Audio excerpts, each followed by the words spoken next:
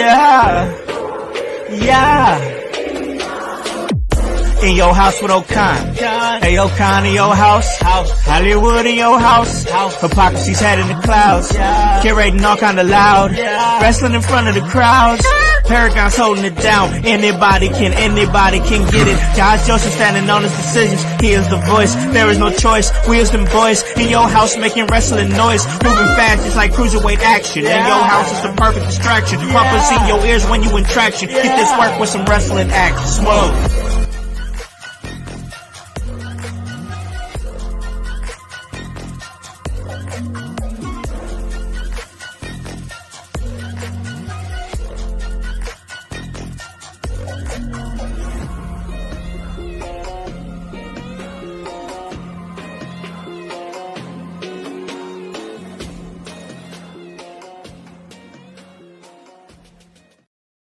What is up, guys? What is cracking? It's the Con Man, and I am in your house. And you guys already know the vibes. Anytime we slide on through, we're here to give you that work when it comes to this professional wrestling business. And that is exactly what we do, and give you that work as much as we do, because it's y'all. You guys are the reason why this podcast has remained a 5-star podcast on Apple Podcasts. It is really great. We get all the downloads and whatnot, but mainly it's just a work, and that's exactly what we do. And there's a lot of work to be done, and we do it. But on Sundays, we just like to chill, man. I mean, I know you gotta work, but you also gotta play too. And like, we're good. We just want to chill out, and that's exactly what we do. And when I be chilling out with my homies. All right. And I got to bring my homies up on here right now. Of course, you get a chance to hear him on Mondays on Window Liquors, and then you hear him again on Friday for the ECW Watch Along. That is the educator of Extreme himself, the voice, Josh Joseph, back on the Sunday house party. What is up, man? How goes it, house? How goes it, household? How goes it, Window Liquors, Grunts, friends, my friends, and any Chaos Goblin who decided to tag along? We're glad to see you. It's another Sunday house party, and I'm ready to go, house. I'm just fired up. Yes, man. It's another great episode of the Sunday House Party. We just had a great episode of the ECW Watch Along, ECW Hardcore Television. Just an amazing episode. It was a whole lot of fun. I mean, just awesome. The ECW Watch Along has been super fun, super great. And man, we do a lot of work on Fridays. Actually, ladies and gentlemen, because we give you guys that little throwback to the past with the ECW watch along, but also at the same time, we give you that work when it comes to everything going down on SmackDown. We can't do that without our SmackDown correspondent. He hangs out in his room. That's Grun Meister, the blue-eyed villain, coming back here to talk a little wrestling on the Sunday house party. What is up, man? Yo, what is up, household? I am glad to be back here on Sundays, talk a little wrestling and talk about Crown Jewel. Ooh, yes. Ooh, we're gonna have a great conversation. He's ready. Yeah, he's most definitely ready. He's got, and why not? Because Crown Jewel was an event that with a lot of discussion to be had, and we're definitely going to break it down. And ladies and gentlemen, like I said, it is Sunday fun day, and we just like to chill and do our thing. And usually when I'm chilling with somebody who just, you already know it's always Smokey in High Philadelphia, and that's how I like to chill when Hypocrisy Jones comes back to the Sunday house party. What is up, man? What up, household? What up to my homies out there, bro? Yo, yeah, like you said, it's always Smokey in High Philadelphia, and what am I supposed to do? We just came off a great Crown Jewel event, probably better than I actually thought it should be. In some ways, man, we've had a big week. I just beat Black Myth Wukong, so I don't know how y'all are feeling, but I'm feeling pretty good. Yeah, okay. All right. He's out there. He out there doing his thing. That is, man. It's been so long since I actually finished a damn video game. It'll be an accomplishment the next time I do it for sure. I just don't have the time. I always started and can't get. Right now I'm playing GTA 5, and I'm just trying to get back into that vibe again, just because I miss the Grand Theft Auto games. They're always great and always fun. So I just jumped right back into that. So trying to finish that. at least before the. I mean, a lot of things have happened before the Grand Theft Auto 6 came out, so I'm sure I can beat Grand Theft Auto 5 before Grand Theft Auto 6 comes out. So that's gonna be a fun little thing for myself. But our guy over here in the chat, OG Tony, he is ready to talk a little wrestling.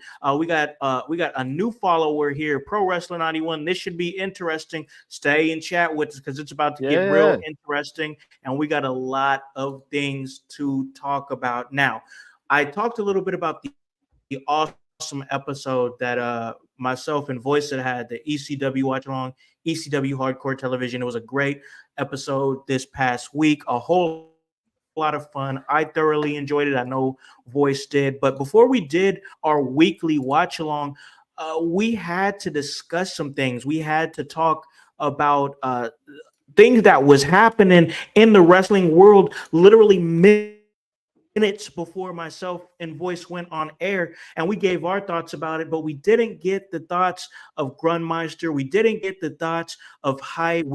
We got to throw it out there right now. I think I'm going to start with Grun, man. We had 3 releases, Grun, come down from the WWE, them being Tegan Knox. Oh. Indy Hartwell, who we can talk about why that one was shocking. I mean, that a lot of weird things going on with that one. But then also Baron Corbin. And Baron Corbin, somebody who's been with the company for a long time. I'm a big fan of what Baron Corbin does. The reason I wanted to have Grun go first because I know the fan of Baron Corbin that you are. What's your thoughts on these releases, man? I should point out Tegan Knox, probably the best thing for her, honestly. I don't remember the last thing she did. Hopefully, she's able to bounce back. Indy Hartwell, you just had her. You just said she's associated with Nia Jax. So what the hell are you doing? I don't know what that was all about. But then, I mean, technically, that Candice associate. Indy was just there. Yeah. Yeah. Damn. I mean, from what I saw, like a post apparently that she put out recent, I think in the last 24 hours, she pointed out that she's pretty heartbroken over leaving WWE, which really sucks. But Baron Corbin, it's like I understand that they haven't been doing much with him, and they've kind of really not wanting to pull the trigger on him and Apollo Crews being a tag team. But it's like why? Like, they were getting over, and the reason why you didn't want them over is because you were bringing in the Lucha Bros, or now the Motor City Machine Guns, because you didn't want to push them. It was like, come on. Yeah.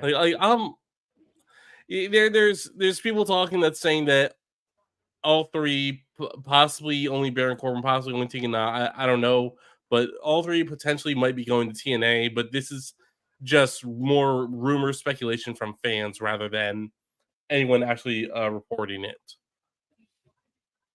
Yeah. GCW already. I'm looking it up right now. Oh shit. Yeah. That I wouldn't be surprised by that because I do think that the promoter of GCW tweeted out that Baron Corbin versus Effie would go crazy. Like, oh, that would be amazing. I think that is already been put out there by Brett Lauderdale, the promoter of GCW. So I believe, OG Tony, that I do truly believe that he probably did get in contact with him. I don't know if he can do anything until February 1st, though. I don't know because he wasn't a release. His contract expired and he just didn't renew. So maybe he can go on GCW immediately. So if Baron Corbin's contract just expired and that's the deal with him, then he is free to go. He is free agent of free agents. Now everyone that was released, Tegan Knox, Indy, and was there another name? No, that was the only two.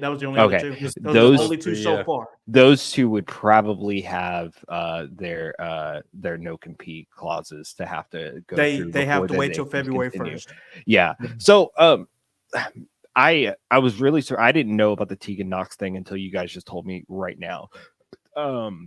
and that kind of surprises me because I felt like they were trying to push her at one time. She was going to be like a centerpiece, but like that women's division is deep, and I think So they deep. have Me and Bush literally talked about that. deep. You know, if you just look at like what they just did in Saudi, I know we're in that women's tag team match that with all the women that were involved in that roster is deep and they can do amazing things with that. The NXT roster as of now, that women's roster is, they could main event every PLE for the next like 6 months and I wouldn't bat an eye at it. Let's see. But like Baron Corbin was an interesting one. I kind of put him in that same class as like Donovan Dijak and things like that. And we saw that like they can probably make and sustain a pretty good career and be okay for the long run. And continue to do this wrestling thing. I think Donovan's doing pretty good work. Now we haven't seen him on like get signed to AEW, but like he's just doing freelance work. I could probably he's still grinding. I could honestly see a guy like Baron going to AEW, and maybe I'm wrong about this, but I think he would seamlessly go into whatever the Young Bucks are doing. He would add to that, and maybe it might be a little bit more interesting. No, Pro Wrestler 91, you just got had a comment says, did anyone really think that Corbin was going to be a WWE lifer? And honestly, kind of. I kind of put him in that same. I truly did. Yeah. I kind of put him in that same box as Tyson. What's his name? I can't remember his last name, but I see him as like one of those Tyson Kidd. No, not Tyson Kidd. I know who you're talking about. I know he was one half of the primetime players. Yes. Titus O'Neil. Titus, I kind of put him in that same box as Titus. I could have saw like Baron doing those community relations sort of things and doing the events and being that sort of ambassador or something like that. So I kind of did see him as a lifer. He's the oddball because I don't think anybody's like, I wonder what he would do outside of WWE, right?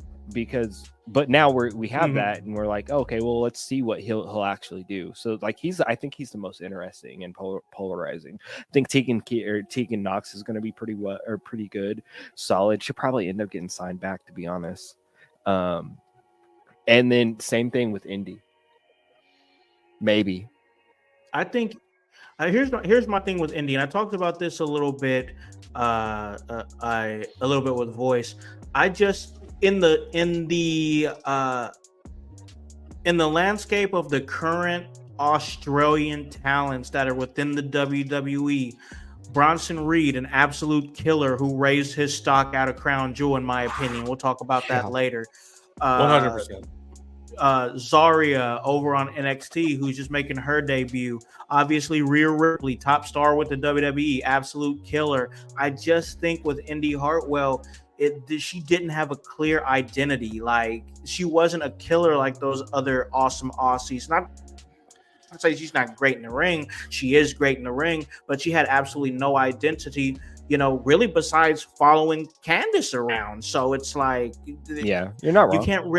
You can't really do much with that. Tegan, I think a lot of people were in agreement that she didn't really get a fair crack. Like circumstances, kind of kept it from her being in a prominent situation. I think she was dealing with some injuries as well. They were going to put her in a thing with where she was going to be getting mentored by Becky Lynch on air. Becky Lynch went off of TV. Things just kind of went different. It goes down like that. Baron Corbin, I think Baron Corbin is really just going to eat on the indies and do his thing for a while, because like, I don't know if you guys have seen or followed anything Baron Corbin is doing right now since the release.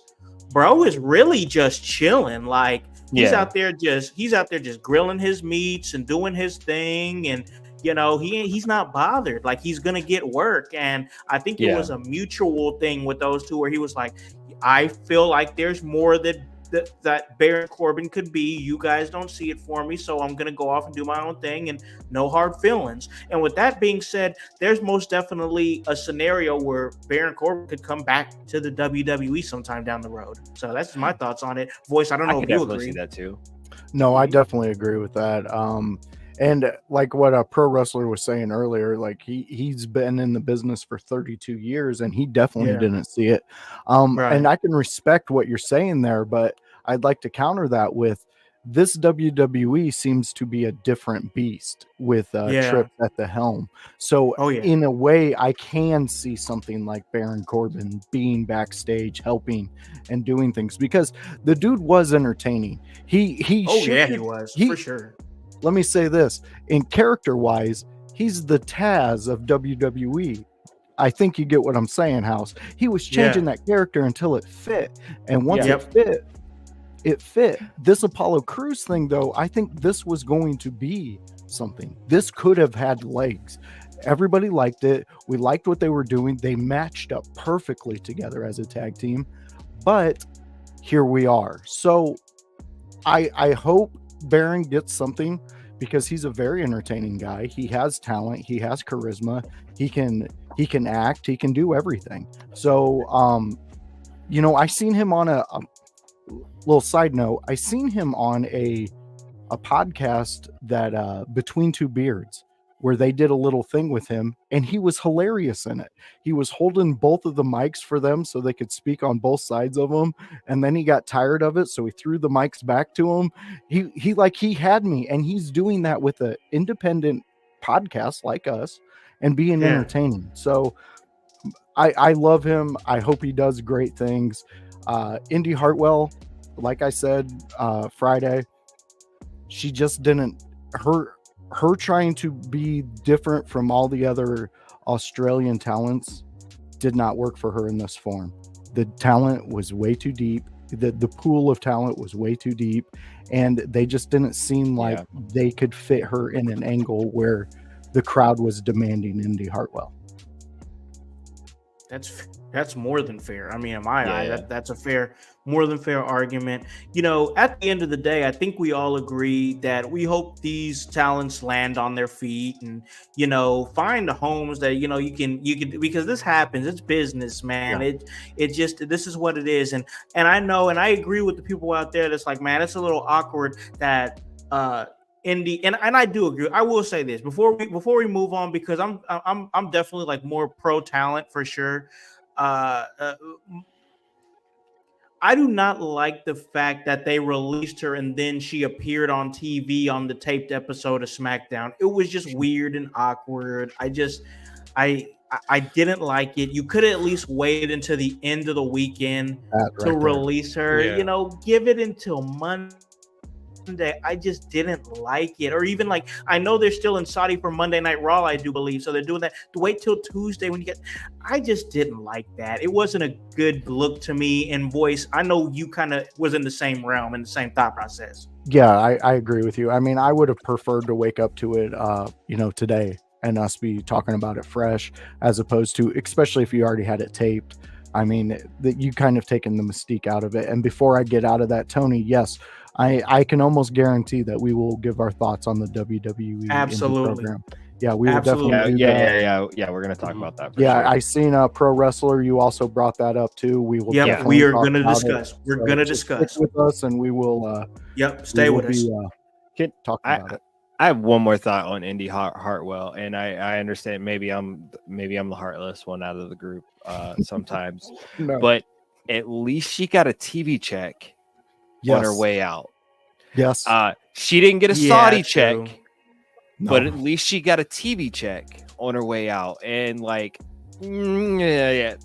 she seemed to take it pretty well in her tweet. That she took it on the chin. Yeah. She did. I don't this was last we've seen out of Indy Hartwell. I think she would do amazing work in a TNA. I think she would do amazing work in an NWA.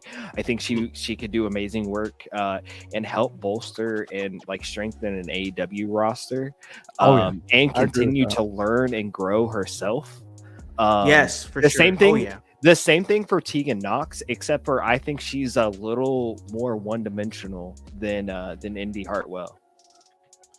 Yeah, I think that's Yeah, fair, and for sure. and I was just thinking, Drew McIntyre.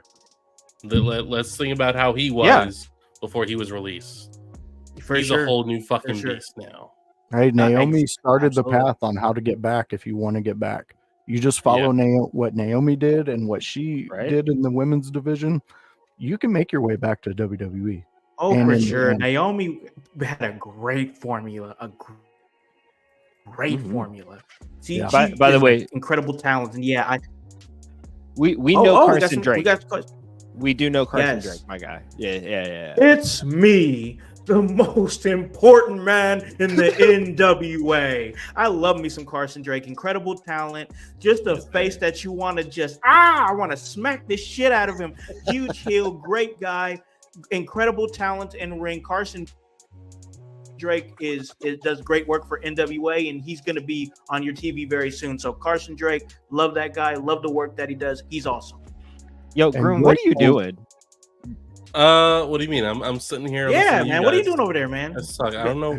I You're- don't know what you guys are talking You've been about. quiet for a You while. know, like I it's- got away with this a couple weeks in a row.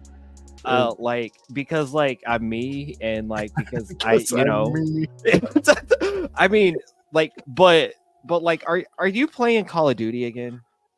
Again? Why you hacking into my computer? I like bro, what Grunt. are you doing over Bring here? it bro? up. Bring it up. Yeah, he is. Oh. Grun is doing this. Grun, we're supposed to be doing a show. Yeah. We're supposed to And be clearly I'm podcasting. doing both very well. Thank you very much. You cannot deny that. You cannot deny that. Okay, you've been holding it down, so we'll follow your progress, I guess. For but sure. like okay, so is this just the thing? Is just one of us just gonna be playing a video game every Sunday house party now? It like, seems it- like it. It seems don't like think it. it I don't dislike it either. So Well, why don't they let us know in the chat if they like it? yeah. Yeah, Yeah, for I mean, sure. we Let's can like see it all you day guys. long, but if they don't like it, you know, Yeah, if I this mean- is I don't know. Yeah, they kind of pay Yeah, the bills. let's see. Let's see what's up with it. Pro Wrestler 91. That's awesome that you've been mentoring and working with Carson. Like yeah. OG Tony said, he has all the tools. He's going to be an incredible talent. Absolutely.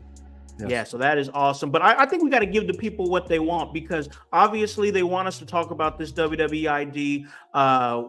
I want to talk about it. Yeah. I know you guys want to talk about it. We haven't had a full-on discussion about it. Me and Annie talked a little bit about it. I'm going to be upfront, open, and honest, and just come out of the gate and say I've seen a lot of different opinions on this all across social media, from fans, people in the business, people that have time in the business, people that don't have so much time in the business. I'm going to say this WWE Independent Development Program is going to be great for professional wrestling. This is exactly what we thought that the Next in Line program probably should have been. And the Next in Line program has been very successful, with many great talents coming out of it, whether it be names like Braun Breaker or Tiffany Stratton, names that have come out like that, Trick Williams. So many great talents that have come out of that are still developing. But at the same time, this WWE ID situation, and what it is they have schools that are basically accredited like colleges.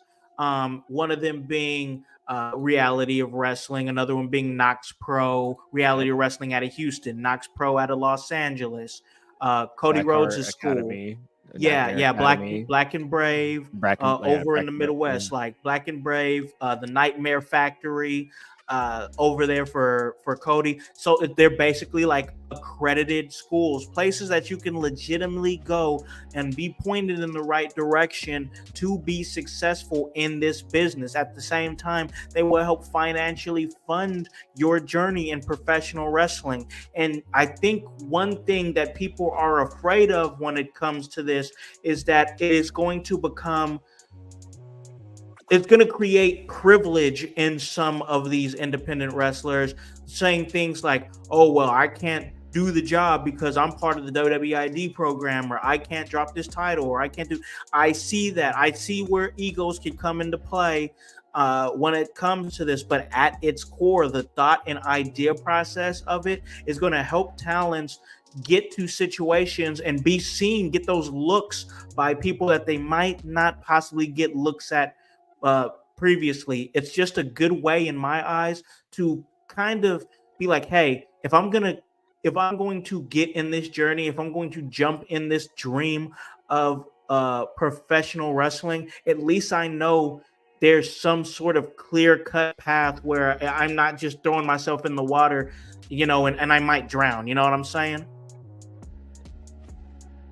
I don't want us to all jump in on this, but like I personally think that like this is the best thing ever. Like, and I know there's polarizing like views on this, and then people are like worried about people abusing this. Like you said, I'm in the WWE or WWE ID program. I can't drop this belt, but like we're talking about wrestling. Like, right, we're this happens anyways. I think this makes and creates a culture where everyone has to be on their game, and I love this for the very fact that like, and I'm just gonna say it, I love this for the very fact that it's going to make it harder for any Joe Schmo or like shindy backyard promoter to really put on a show.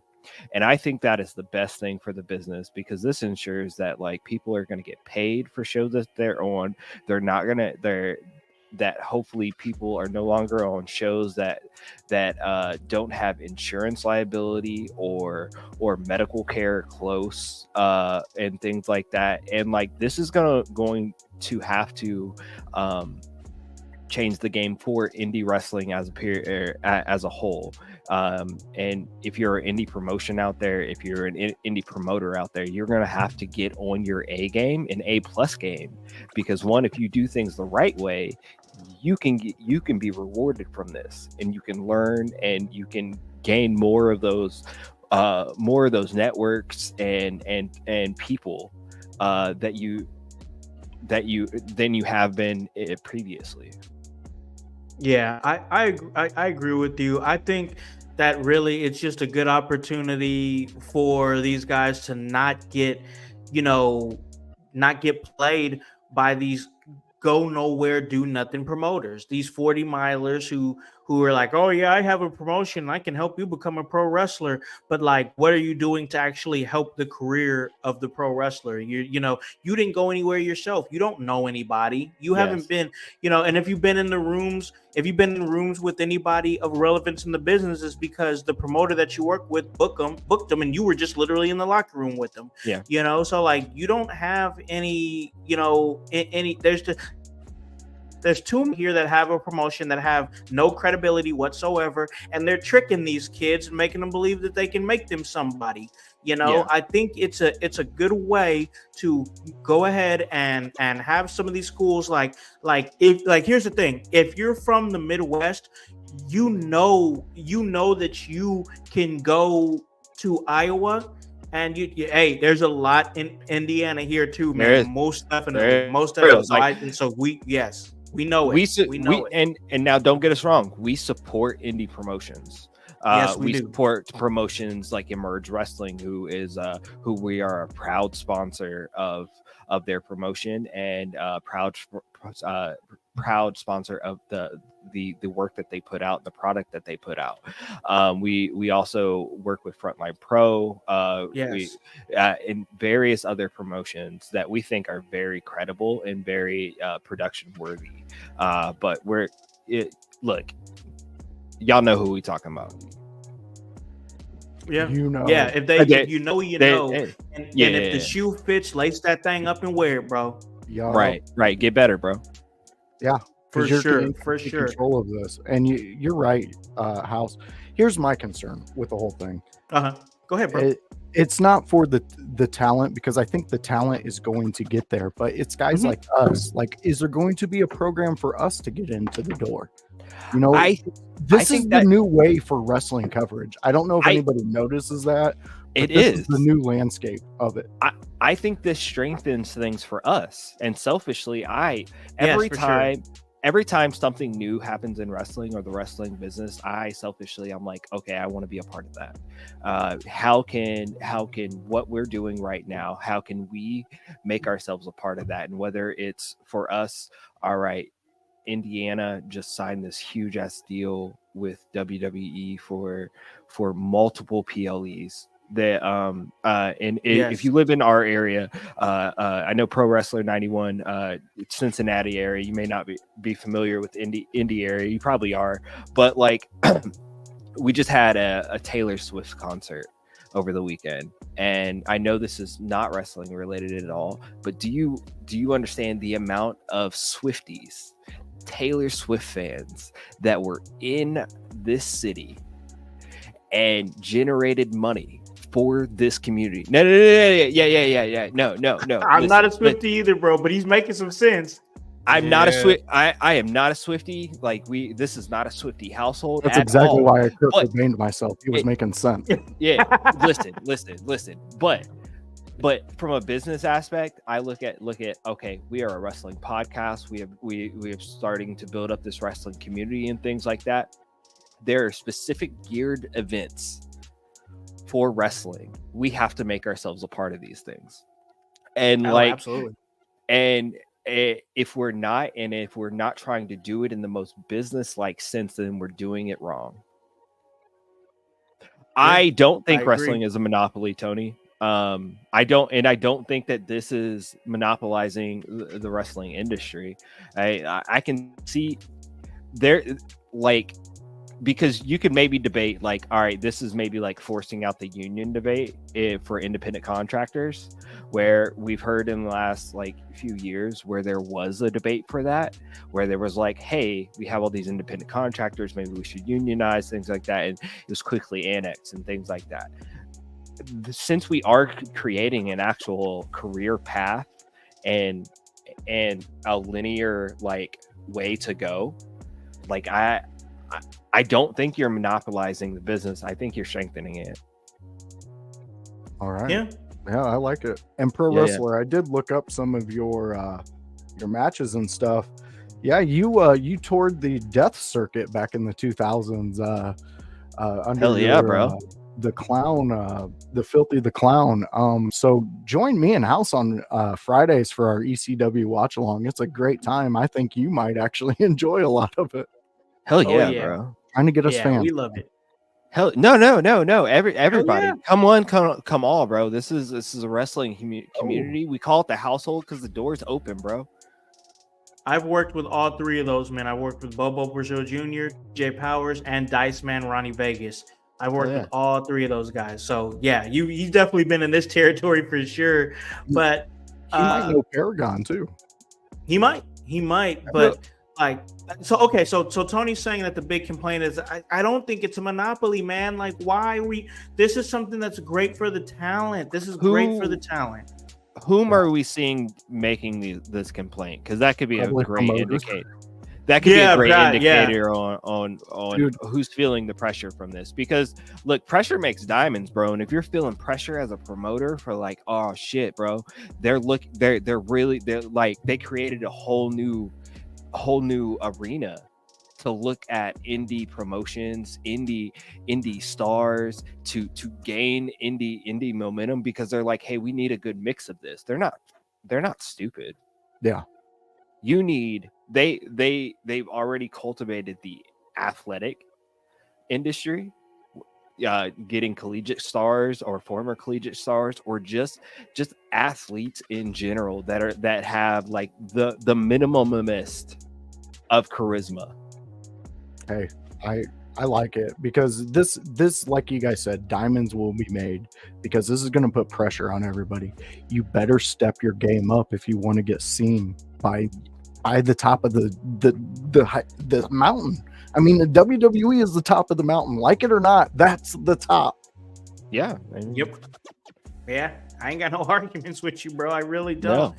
And that's exactly where that's where most people want to go. Like, not everybody is like Sting, who like didn't even get there until like his career was already basically on the other side of his career. Or even like an AJ Styles, is another one. Like there's definitely people who make their wrestling names that aren't just based on WWE. But at the end of the day, that's where everybody at least at some point wants to go to. So it's great. I think the WWE ID program is good for wrestling. I think it's good altogether for sure. But we got to continue the conversation because there's some things going on the other promotion. We're not talking WWE, we're talking AEW.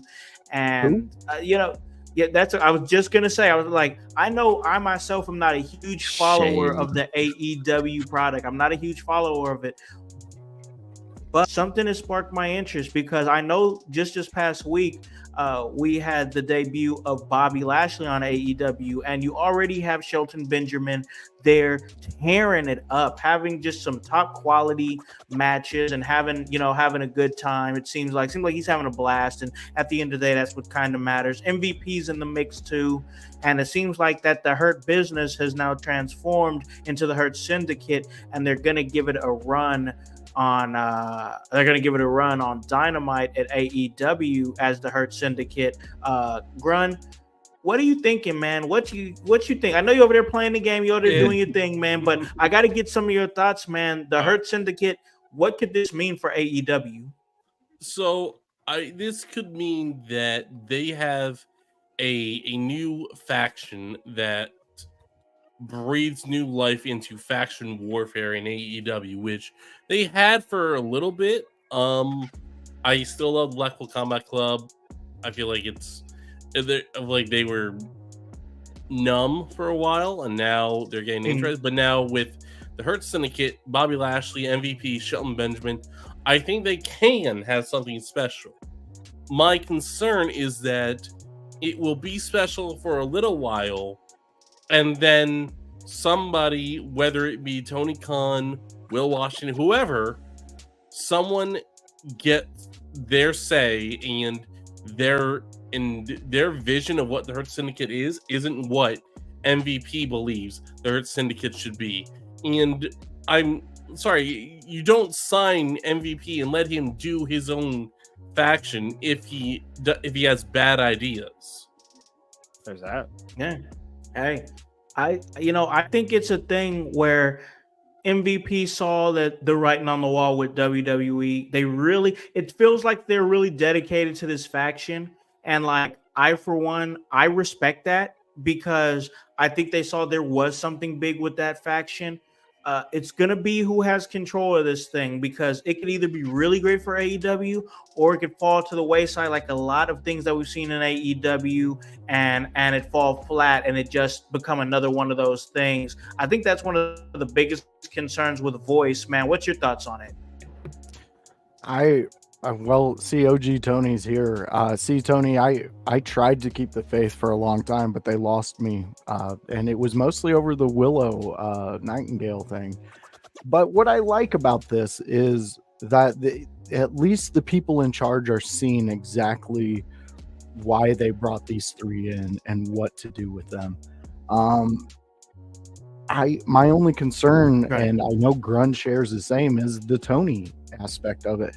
What happens when it gets hot? Does Tony put his hand in it? Has he learned he's his own worst enemy when it comes to this? Who knows? He is ultimately a fan, and I can understand the having the fanboy moments for like maybe the first 2 years and maybe making some rookie mistakes in the business, but he's kept it going. He's truly kept it going.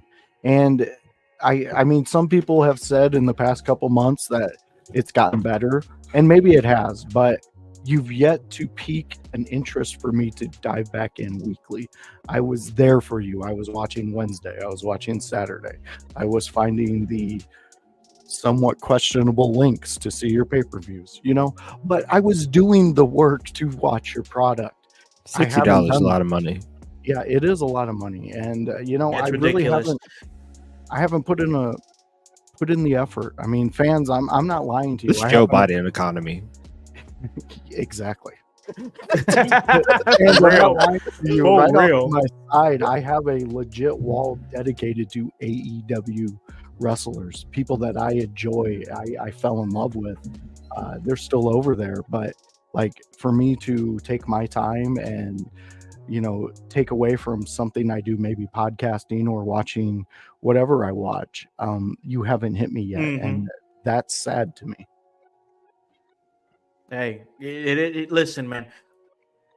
I was right there with you. I'm still going to go to an AEW show next month, and I'm going to have fun. I'm trying to support, especially if they're going to be close by. I want to support. You know what I'm saying? But yeah, it's just, it's a drag sometimes, especially those weekly shows. We appreciate you, Pro Wrestler 91, for coming in Big and shout watching. out, That was bro. great. Yeah, big shout. We wanted to show you love real quick. But Don't yeah, forget to man, share most us. definitely join us for the ECW watch along. That would be great. But yeah, it's just tough with AEW, man, because it's something I wanted to get behind, and the only thing that AEW did was make me just fall back in love with WWE, because WWE was like, all right, full steam ahead. We're going to hit you with everything that we got. We're going to develop our talent. We're going to tell the best stories. We're going to have great in-ring matches. Is everything going to be perfect in the WWE? No, it's not, but it doesn't have to be, because this is as close to perfect as I've seen with WWE in like the last 15, 20 years. So like it's in a great spot right now. I enjoy it. I do have faith that the Hurt Syndicate can be something. I know that there was some talks before the show that Hype was telling me that there was somebody else in creation or in some control of it and having some kind of say in it. Will Washington, who works with AEW. Yeah, he does. I know I've heard that name many times before. He does stuff with like content creation and media there with AEW, and I believe he's related to Swerve Strickland as well. But Hype, what's your thoughts on it, man, with this whole Hurt Syndicate thing?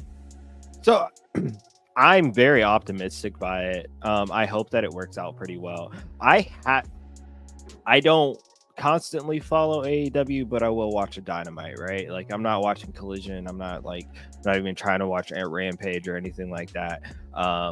And I barely follow like the news.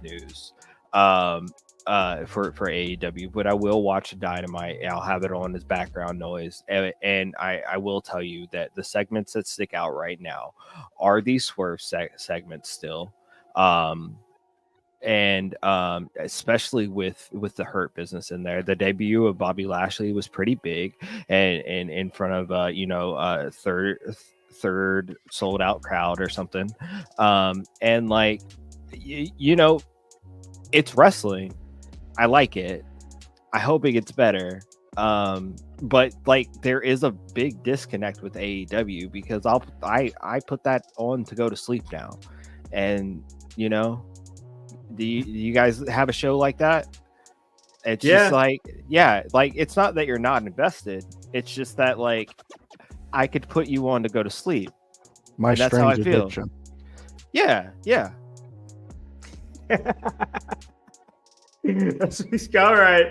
All right. That's a discussion we'll have to have at some point. Like, what is your? He said, "What hurt AEW is Vince got thrown out." Yeah, because you took that toxic aspect out to make the product better. You took your villain away from the story. Yep. The ultimate fucking kryptonite moment. It's crazy. But guys, I want to talk a little Crown Jewel. I want to hop right into Crown Jewel, because we're already talking about how great things have been in WWE for the last few years. And I really do truly hope that the Hurt Syndicate thing works in AEW and it becomes something that maybe we should have seen in WWE. But we can only go off what we see. And if you can have a moment where you make this faction matter, make it matter in the way that AEW made Swerve Strickland matter and grew him into an organic top star with all, everything a former champion that can contend, I believe, for any world title at any promotion. Swerve Strickland, he's done a great job. If they can do that, then great. But we got to go off the history here. And if it becomes another thing where it's somebody that just gets lost in the shuffle, like, I got to be honest with you. What the fuck is Ricochet doing right now? I couldn't tell you. I have no clue what he's doing. Anything of relevance? Does anybody know? I don't. Not really interested in it. Just him and Samantha Irving are like arguing on Twitter, and it's weird. It's really cringe. So cringe. It's really fucking weird, bro. Just like whoever their publicist needs to shut up. I don't think they have real. one. Tell them to stop. I'm not trying to get like LeBron James involved, but just shut up and wrestle. Yeah, like, man, it's cringy, Sorry, I bro. took voice out. You can't do that to me, man. You cannot swerve me like that. I'm not gonna lie, bro. It's cringy. It is. It's super cringy.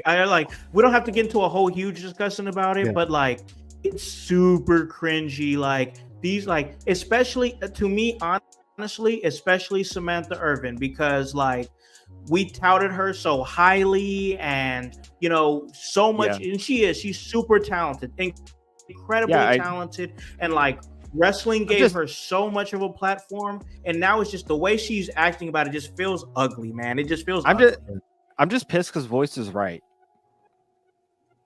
Hey, don't do that. Right? Like that's don't do that. Damn. Don't do that. But he's got on his smug suspenders. He's been oddly fucking got the right smug this entire time, going. and like I don't like that. That does not. Some say I'm always right. I don't say that, but some say that. Oh man.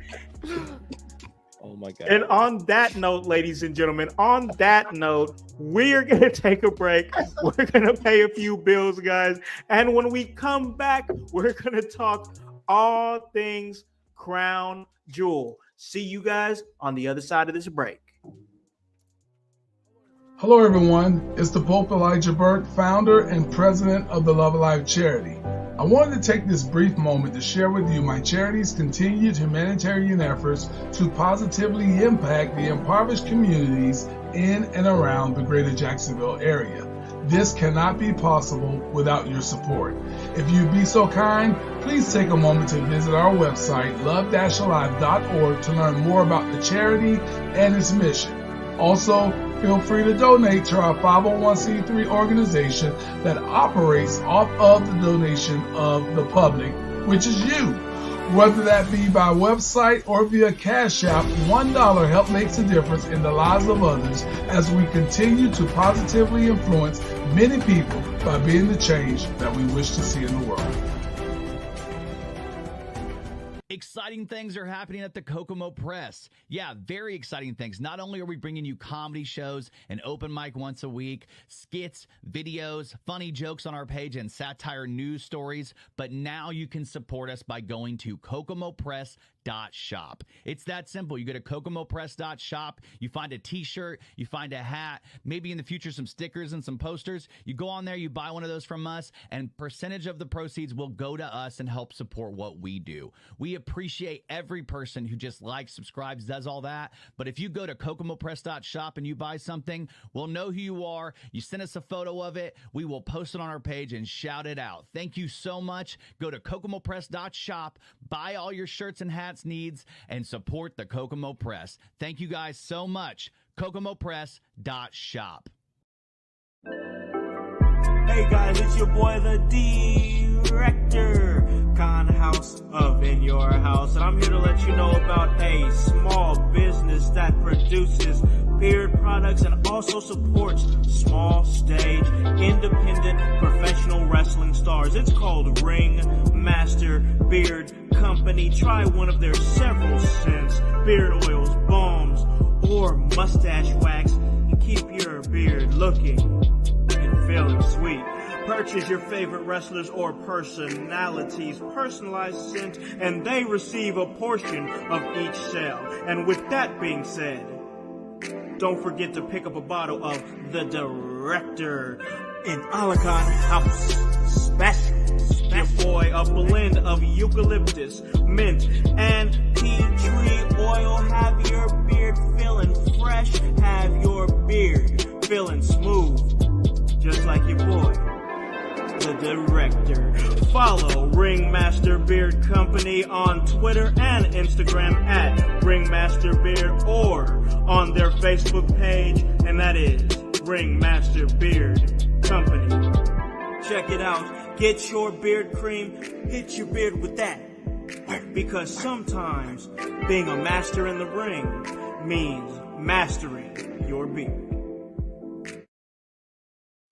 Hey guys, welcome back to In Your House. And you guys already know the vibe. It's the Sunday house party. We're kicking it, doing our thing. Grunt is playing a little Black Ops 6, and we are vibing, talking all things wrestling. And guys, we just had a PLE yesterday. We talked about a lot of things on the first half of this episode. We talked about the releases. Always sucks to hear when talent gets released, but hopefully they can land on their feet. We talked a little bit about the WWE ID program. Very exciting for independent wrestlers out there. So I think that that's pretty dope, to be honest with you. We talked about the Hurt Syndicate and the faction that has now come together. The faction that everybody's asking, what could have been in WWE if they hadn't have broke up so early? Well, now we get a chance to see what's going to go down in AEW, and if they have a fighting chance to be something, we will soon see. But now we got to talk about Crown Jewel. But before we do that, we have another PLE that's coming ahead of us here, and that is Survivor Series War Games. And it looks like we might be going into this Survivor Series with Bloodline War Games, and that's going to be very exciting. Come and join us as we talk all things Survivor Series. We're going to give our predictions at the In Your House house party there at Outhouse Records, sponsored by Outhouse Records and the Kokomo Press and all the amazing sponsors that come along with it to make this event great there in Kokomo, Indiana. All kinds of prizes, all kinds of awesome things going on, costume contests and independent wrestlers, live music. It's going to be a vibe. So come on out and hear us talk about Survivor Series War Games within your house first ever live podcast. So that is most definitely gonna be a vibe. And like I said, we're gonna be talking all things War Games. We're gonna give our predictions right there. We're saving all of our Survivor Series predictions for that show, for that very show. Yep.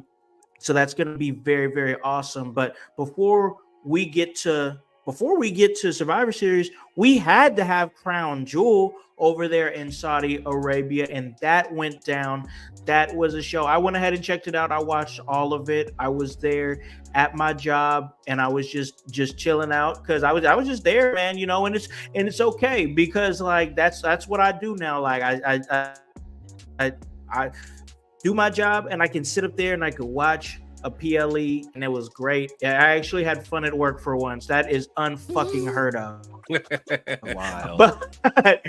But that was nice. But I watched the show. I did watch the show, and honestly, this was a show that was good. But man, it was weirdly structured for me, and we're definitely going to get right into that because we have to talk about all things going on with the bloodline. We had Roman Reigns. We had the Uso brothers, Jimmy and Jay.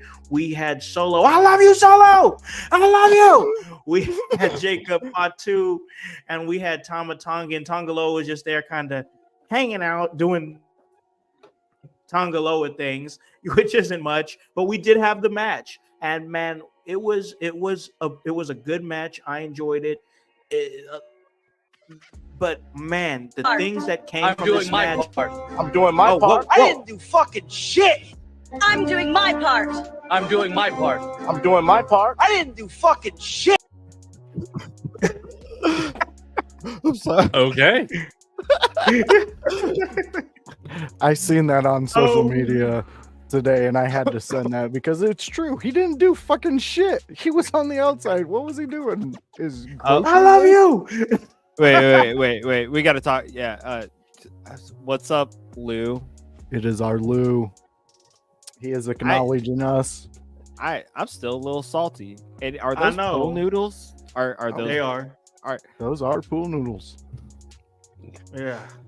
Yeah. We need a rematch, man. Definitely need a rematch. So You're gonna get it. I Wow. think we should talk about this right now. Like, Okay. not that I don't want to talk about Crown Jewel, but the Lou is in the chat, and if you guys don't follow his channel, the Lou has his own wrestling promotion, and he IYH is a big part of it right now. IYH is the champion in voice over there, who had a hell of a cell match against Groon. Either way, IYH was winning, but like, we have to talk about these pool noodle boys and what they did to me and my man Khan, because it was a travesty, and that don't sit well with me. That don't sit well, and I feel like War Games is coming up. And Lou, I think I want you in War Games. All right, I'm just gonna say it. I'm just gonna say it right now. War Games. The four of us versus your spaghetti friends and whatnot, because we need a rematch. I am not losing to some limp noodle boys. Like, that did not sit well with me. I don't know if you OP'd everyone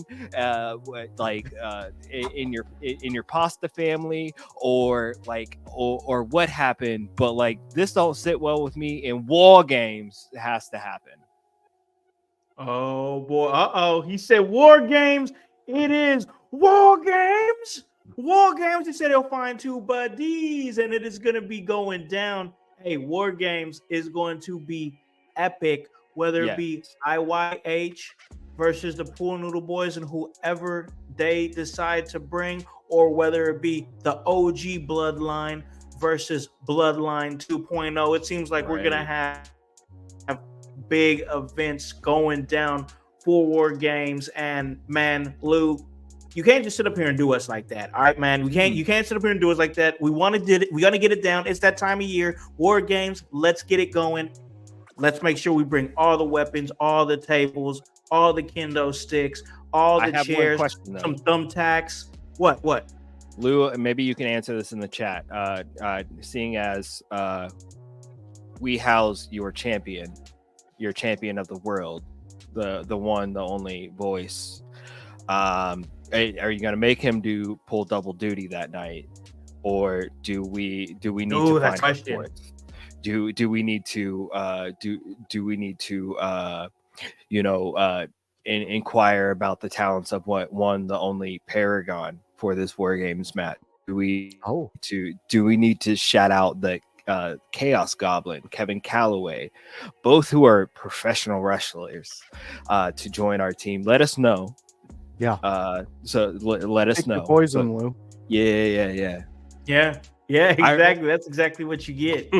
Can we throw Annie O'Neill in there? Because I'm sure she can whoop ass too, bro. Oh, she'll. She sure could. She's jacked. Yeah. No limit soldiers over here. You know, you think you get rid of one of us, but there's 10 of us back there.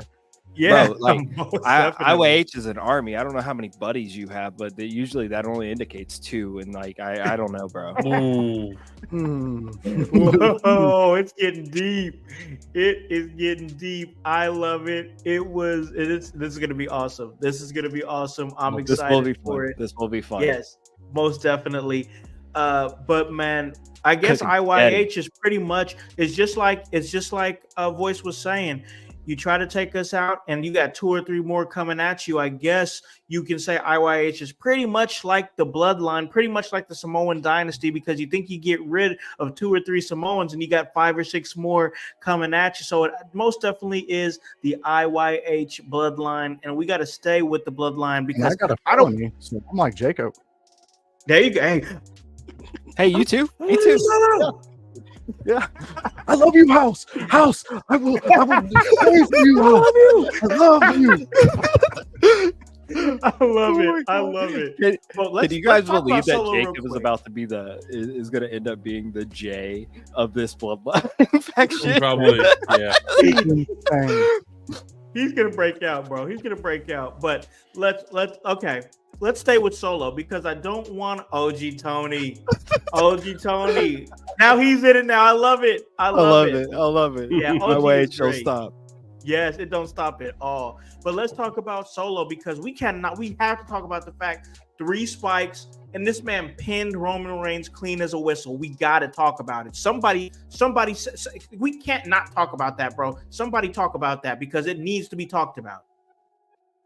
I mean, that was a pretty big statement, wouldn't you say, for Solo Yes, to sir. do that to the one, the only Roman. Yes, sir. But I think this is an indication that Roman needs to fully accept the Usos and realize that they need to get on the same page and they really need to come with their A game, especially when it's leaning up against Solo and his bloodline. I thoroughly loved the fact that they played this angle with the Jay not tagging Roman and the way Roman was looking at him. And then finally, when Jacob, the most insane out of the group, as soon as Solo puts his hand out, Jacob, no hesitation, tags him in. And then he looks over at Roman like, this is how you're supposed to lead a group. It's just Solo, he's interesting now to me. I really? Yes, I've been very critical about Solo, but he's interesting me because he's It's like that what slow I think, build, bro. Yeah, I think what Paragon was alluding to back in the day when we were talking about this, I seen what he was saying back then, but now I see it. You know what I mean? Now Yeah, I I feel see you. the work being put in from Solo's angle. It's not just like he's placed there now. It's like he actually does have command because we've seen what Jacob can do to anybody in that backstage. Anybody. Yeah. So for him to have complete control over a psychopath like Jacob Fatu, really shows, and plus they convey it like we see it. So that's why I'm talking about it. So you're doing your job. So maybe Solo heard criticism, took it, and he fixed it.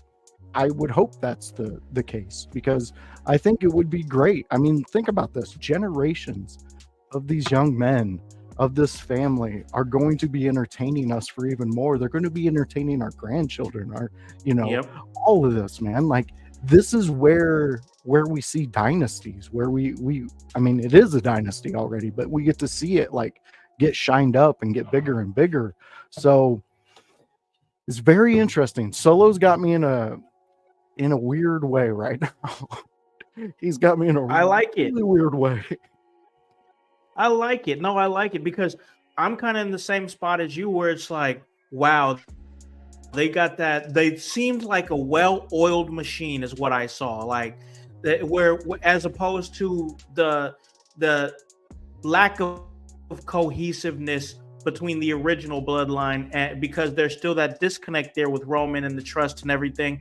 I think they told the right story. I think that them having Solo get the clean win, I was like, whoa at first, but now that I've kind of sat with it, I'm like, that might have been the best move, especially riding into War Games next month. So, or actually this month. But I got to ask because we also had Sami Zayn hop up in the mix too. And Sami Zayn made the mistake of the haluva kick on the OTC Roman Reigns. And we've seen him, Sami Zayn, now he's jumped back into the fray with this whole story. Hype, what do you think is the spot for Sami Zayn and this whole story right now that it seems like he's back? So I don't know if I'm like I know like I kind of predicted this. I feel like it was going to be Sami Zayn in that spot coming War Games because I still feel like we're working on 5-on-5, right? We still have a couple more debuts, and I know we speculated on Hikuleo been one of those debuts possibly. But I'm still kind of torn on whether they re-include Cody Rhodes with Sami Zayn here. Yeah, that's still a possibility. So that they can add Kevin Owens to 2.0 for the kind of shock value. but I don't know where we're heading with that because especially with the non-real conclusion of KO and Randy at Crown Jewel, that kind of leaves me to wonder like what's going on with this. Yeah. I like the little Sammy swerve. It was very predictable though. Still not sure why Sammy was even talking to Solo on SmackDown prior to Crown Jewel, but whatever. Like I don't know. And you know, him taking out Roman, accidentally or whatever, like it's still there's too much play in this right now. I understand that there's cracks and tears, but everything that comes in doesn't have to be a disaster, if that makes sense. Does that make sense? I think with this whole thing, the situation is they're trying to make some sense of war games, because what are we going to do? I think that's the big question there is what are we going to do? Are we going to have a 4-on-4 where it's going to be the 4 members of Bloodline 2.0 versus what was essentially the original Bloodline minus Solo with Sami Zayn included in there? Could it be a 5-on-5 where you have Randy Orton or maybe even Cody Rhodes involved, and then you have Kevin Owens on the other side of that? That's a possibility as well. Or do we want to just go with the 4-on-4 between Sammy, the OG Bloodline, and Bloodline 2.0, and maybe geared towards Randy, Kevin Owens, and Cody Rhodes in a triple threat match at Survivor Series to help round that card out? Because with them having the Survivor Series War Games match is most definitely going to be the one that everybody's going to be paying attention to a whole lot, and also will get the most time. So, and also the possibility of we're going to get a women's War Games match. So you got to think if there's 2 War Games matches, then we're probably going to get maybe 3 other matches, and you got to fill it out around that. So that's a possibility as well to make it bigger. But I don't know, man, because we're moving now towards Solo and his army are looking stronger. Roman is still letting his emotions come into it, and he's not fully accepting the fact that how can he? Usos, he's having trouble with this, man, because he doesn't seem to like the fact that Jay is really standing on his own 2 feet. Well, Roman is used to being in charge. How many? Yeah, he is. Like, I mean, okay, you get a little taste of being in charge. You've been in charge for a really a long time. You were successful at it. Like, how are you just gonna let those reins go? But we're seeing that side of Roman where he's gradually trying. Like, this has to be hard for him. It has to be absolutely hard for him. But it's a weird time. It is, but it's interesting because I didn't see things going the way that it's going now, and we're moving towards. I think we all agreed that the War Games match between these 2 factions was coming, but how was it going to come? And now it's happening, and we're moving right into it. Grun, what's your thoughts on it, man? The first match of Crown Jewel, the Bloodline match, and what we're leading to. I thought it was a very solid match. I agree. I think this is a very big deal that Solo Sikoa pinned Roman Reigns clean. I think that's huge. It's huge. Yeah. Sami Zayn coming out for what I was, my heart almost broke because I'm like, is Sammy actually joining Solo Sikoa? And then we have the incident where Sammy accidentally kicks Roman. Now Jimmy and Roman are going to be butting heads with Sammy and Jay because I believe Sammy is joining the OG Bloodline again, but this is Survivor Series is going to be interesting. War Games is going to be interesting to build to it, and the question of is it 4v4 or 5v5 because NXT has done 4v4, but at the same time they could do 5v5, and that's the biggest question here. Like how many are they planning on doing? And that's going to be a telling point in a huge story point.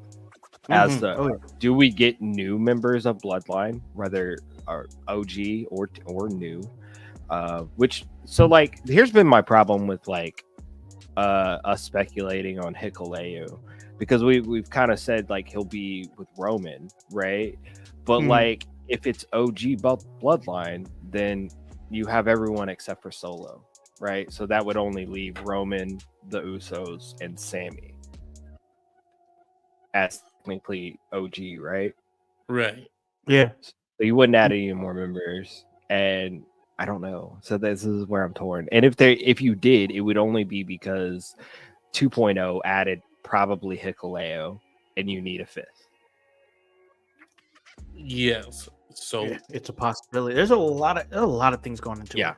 So here's what I'm going to predict, and that is Hikuleo is brought in by Paul Heyman to join OG Bloodline because Solo says, no, we're not doing 4v4, we're doing 5v5. OG Bloodline's like, who's the fifth? If you smell. See, that's the other. Okay. Yeah. Still got The Rock in the mix. Yeah. Has The Rock ever done a War Games match? I don't know that he has. I don't think so. I don't think so. It's like, what would be, and this is Survivor Series. Their mission under Triple H has been to make the Big Four mean something again. Yeah. Yeah, you're not wrong. And as much as like, okay, At all. As much as like I don't love these crown jewel shows for various reasons, like this was a very big story angle. This whole match was for this show. It was necessary. But I don't think it actually extended it. So like I think we'll see the extenuation of it hopefully this coming week. But like I think this does help to build the suspense for Survivor Series to come, like even tenfold, right? Because if they hold on these shows, even though they make these shows big spectacles and things like that, they held story points on this show to wait out till Survivor Series. Yeah. No, I think it's interesting. It's going to be interesting to see where we move with this. You know, we just got to keep watching it because I do think they're going to do something big with this War Games match. And of course, as it gets closer, we're most definitely going to cover it. But we got to move on here to the next match that was going down there, and that's the fatal four-way for the women's tag team championships between Belair and Cargill, Bianca Belair, Jade Cargill, Damage Control, Chelsea Green, Piper Niven, and Jakara Jackson and Lash Legend. I gotta say this, I'm not shocked that Belair and Jade retained. I just felt like that would have been the right situation to pull the trigger, and you know, you just called up Jackson and Legend, and for some reason they're still representing the metaphor. Not really sure. I had questions about that. Like, it seems like they're very much disconnected from that, but that's not the discussion. But like, I thought this was the great time to pull the trigger on giving them the tag titles, and I'm gonna say something similar later on in the show with the triple threat match, but I just feel like it's getting to be that point where it's like, man, I like what Bianca Belair is doing in this tag team. I like Jade Cargill, but I am really ready to see these two ladies just go off and have runs as solo stars. And I think that you put that title, you give those titles to Jakara Jackson and Lash Legend without actually having to pin Belair and Jade. You give them a run, you let those two do their thing. I don't know, like, maybe they're gonna do it at a different time, but me personally, I wanted to see Legend and Jackson win that. But Voice, what do you think, man? What do you think about this match and the outcome? Hey, you know, you're really hitting the nail on the head there, because I agree with you. This would have been your perfect opportunity to start a Splitsville, and I know the fans, that's what they're wanting to see already. I mean, we've already seen Jade pretty much prove that she can evolve while she's still learning. You know, she's picking it up. Her matches are better, way better than when she first came in. She's doing a lot more in her moveset. you know, that metaphor thing, they said that quite often. So I don't know if they're getting away from that. I don't think It's they very are. Yeah. weird. I mean, and see, this is where I come with the whole PLE overall, like it not being storyline based. We don't need it to be. We just need big, spectacular matches. But I kind of wanted to see them get it. I really did. I wanted to see Jade and Bianca drop the titles in that. They don't need to be pinned, and that's the perfect way to do it, because then you can bring them back for some big match for something and then have a bigger story out of that. Io Sky, she did some great stuff in this match. It was just the match itself was great, but like it felt very produced, if that makes any sense. Yeah. I don't know. It just, I can. to me, it just felt that way. Do you say you kind of felt that same way, Hype? Yeah, no, I can see where he gets that feel for sure. Like it did feel like a little overly produced. Like, but I think that's just how these Saudi shows are. Yeah. Like, you know, they're done for the money. They're not done for anything else. Like, this is why I think they don't do very big like storyline based things, or storyline based things don't happen at these pay-per-views, is because they're not meant to. The Bloodline thing was like one of the bigger things they did storyline wise, as far as the Saudi show. Yeah, and again, really nothing happened. Oddly enough, Paul Heyman was at that show, did not come out with Bloodline or anything like that. So there's no. What my point is, they have these shows, but they don't. There's never any continuation of the story, or advancement of the stories, or title changes, even when there should. I don't think there should have been a title change in regards to the women's title or tag team title, but we definitely know that there probably should have been a title change in another match. Yeah. What are you even speaking of? We're gonna get to it. I mean, yeah, I don't know if you guys want to wait, but like I think there should have been title changes at this PLE, but they don't do it. They don't do it. And one, maybe they're like, oh, but we introduced 2 new belts and we have two new champions, so we don't want to overshadow another new champion. Right? You can use that excuse. That makes sense. Yeah, you can absolutely use that excuse, but at the same time, like, I don't know, bro. This whole LA Knight thing is just as bad. I'm gonna talk about that. Just as bad as like I'm ready for Bianca and Jade to do something else. And I hope that this win like is a confidence boost or something that makes them start competing with each other, because I just want to see them fight. Gotta be like something, man, something, because like they have to do more. They have to do a little bit more. They have to give me a little bit more, because I'm not like I'm not convinced or sold on anything at the moment with them. So that's a fair point, man. It is. Grun, you want to jump in on this, man, with this whole this women's tag title situation? Absolutely. I have been happily surprised with the work and the performance that we've seen from Lash Legend and Jakara Jackson. Because I didn't see much of them when they were with Metaphor or doing segments with them. So I was like, I don't expect them to be good wrestlers. And oh my God, won me over. I definitely wouldn't have been upset if they had won.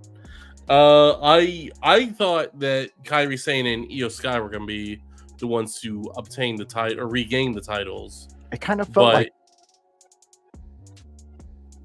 yeah, it kind of felt like that was the right call. Like that was, and as far as I get that they're trying to put off the split with Bianca and Jade, but I think they're definitely in a position where it's like it's hard, because they're making them seem almost too dominant. Like I feel like they're heading down that road, making them seem too dominant. So it's like, what's the point of them being champions? And it's like, who's going to be the ones to dethrone them? It's like it would have to be in a multi-team match, or even they defend titles in a ladder match, and you start the feud because Jade or Bianca accidentally bump into the ladder, knock it over while the other's at the top, and then someone like Alba Fire and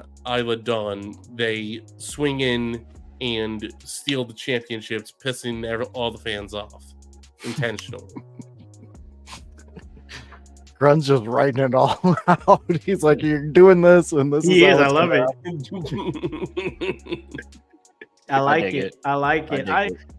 Like I said, I just think it's time for those two ladies to split. I mean, it is what it is, and it seems like it's getting to be closer. We're getting closer and closer to WrestleMania season. So, like, I mean, they're going to do what they do, but like, that's just what I would want to see most definitely. But this match was what it was. I thought it was crazy that Piper Niven accidentally hit a Vader bomb on Chelsea. That was one thing. Yeah. And the champion, I do like the fact that the champs are using the Doomsday device. I mean, that's just a nice callback. I mean, there was things I liked. Don't get me wrong. I just feel like I want to see something different from these two, even though they've done great things together for sure.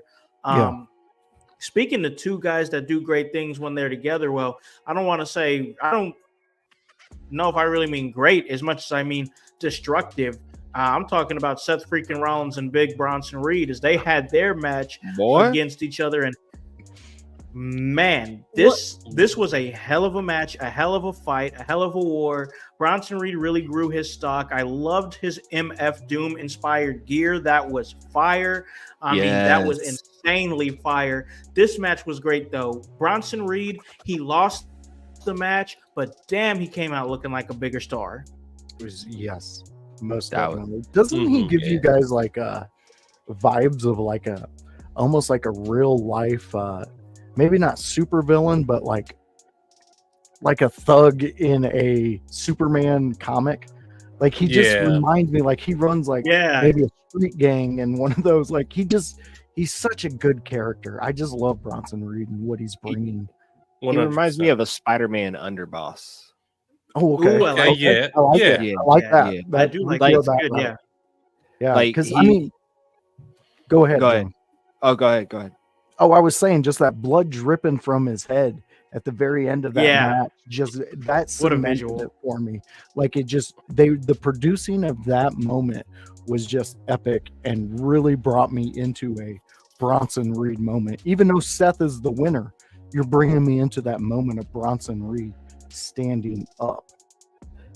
Well, it's one of those matches where, like, even in a loss, you're like, this dude's gonna be like scary good, like, and could really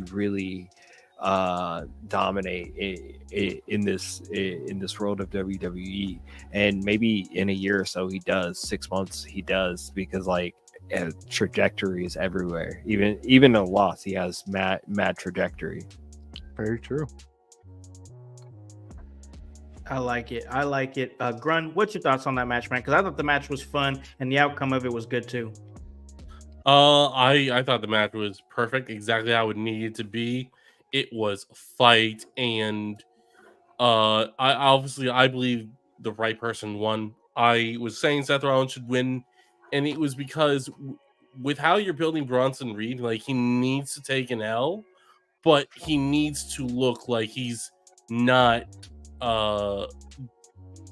so easily defeated. Like this, like Seth had to hit 3 stomps on him, and one of them was a super stomp.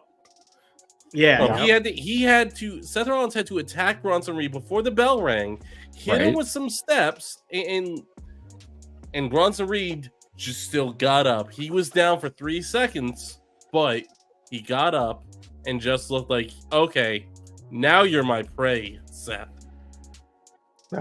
He looked bigger. He looked meaner. Isn't it crazy that they call it the curb stomp?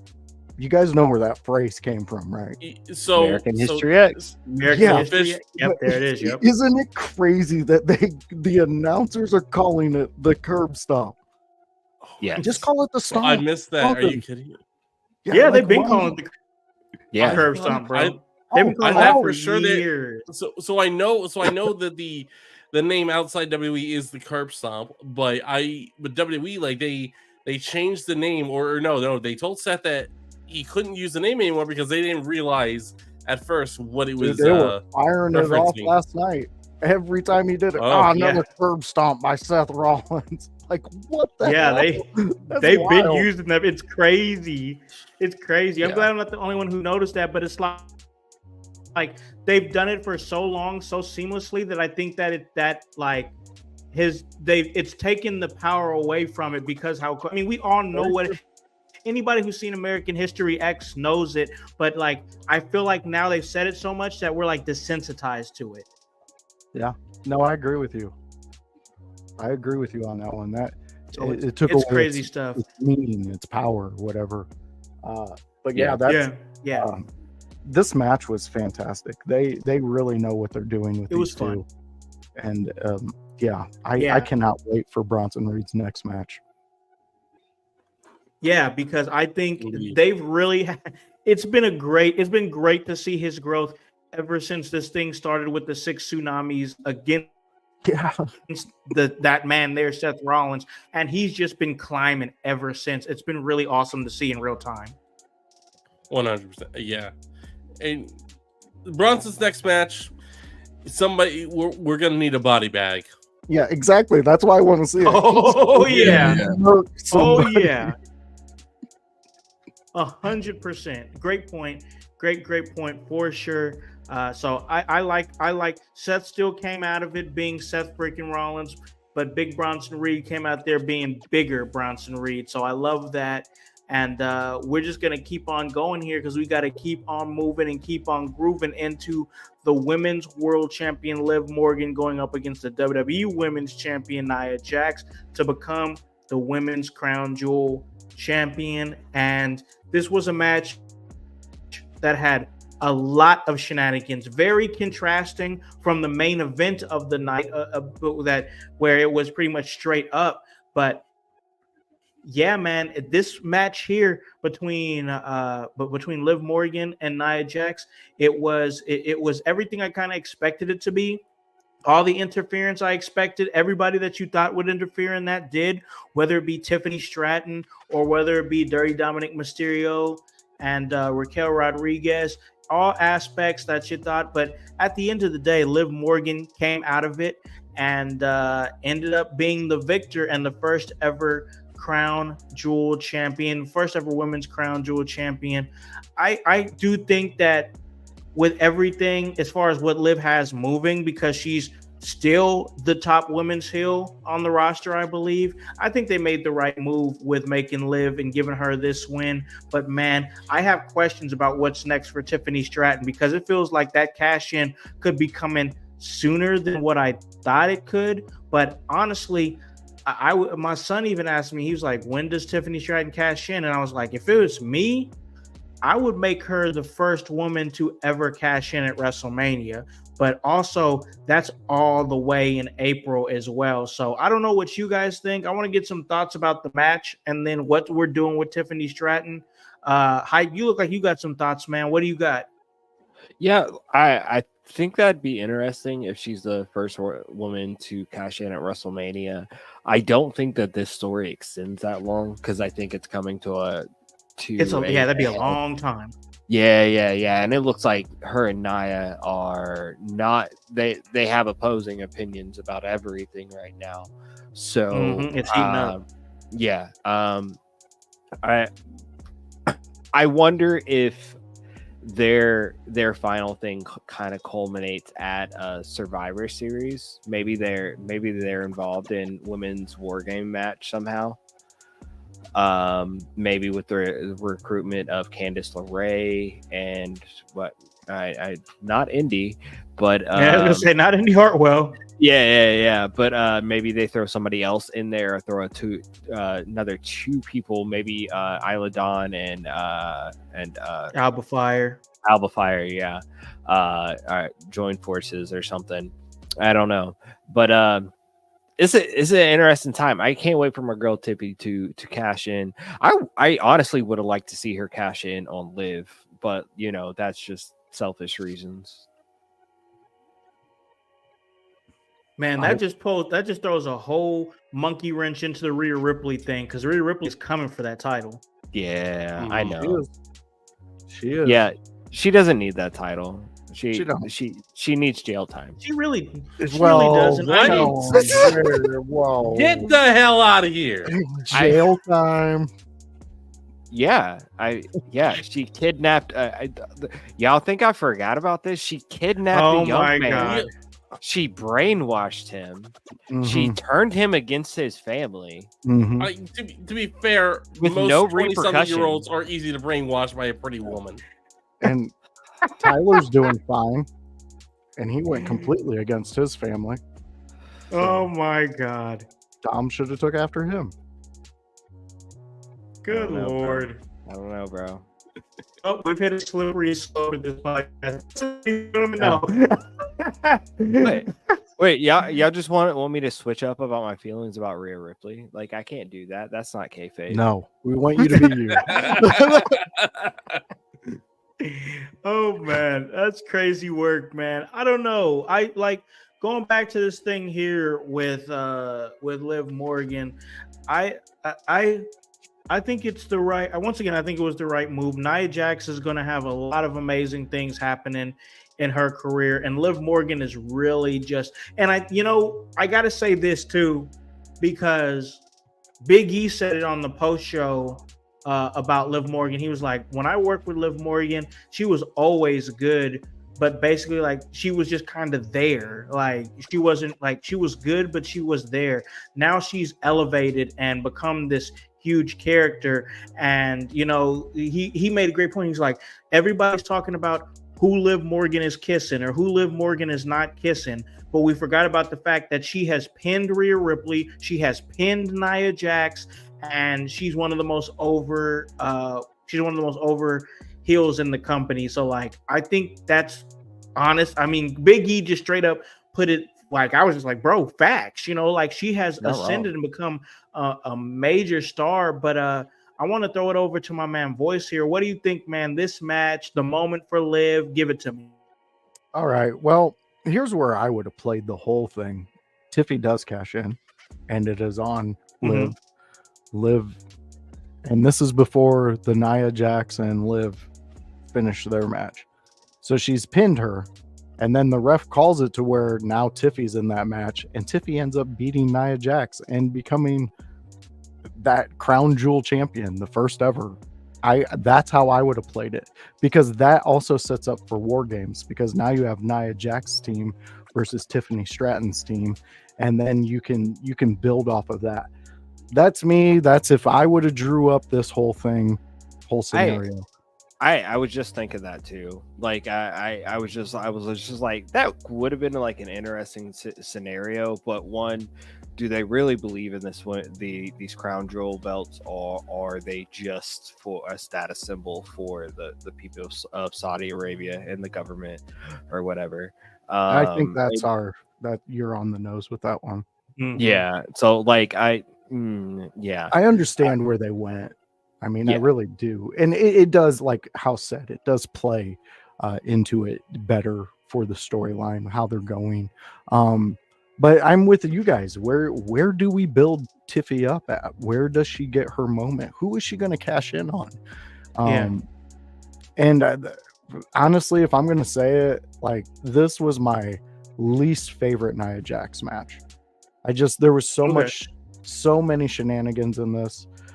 It was a lot of shenanigans. Yeah, and it didn't even play well for Liv either. I would have personally loved to see those two have like what we seen in the men's main event, an actual wrestling match where those two came in, did it. Maybe their Yeah. people around them just come to the ring. They don't get involved. We actually see these two women wrestle because I love the idea of a bigger and smaller competitor inside the ring. It always takes me back to the greats like Benoit and Undertaker and things like that, to where you get this smaller stature of a person, but yet they're able to take a bigger stature of their opponent. And to me, that's like the David Goliath thing. That's the whole thing that I love about wrestling, because I could accept Liv in her win because she has done the work. Do I still think she's a rat? Yes, she's the biggest New York sewer rat you'll ever meet. And they just put a blonde New wig on. Jersey. She's from New Jersey, bro. Two sinkholes Which next is to worse. each other. Which So, is you know, worse.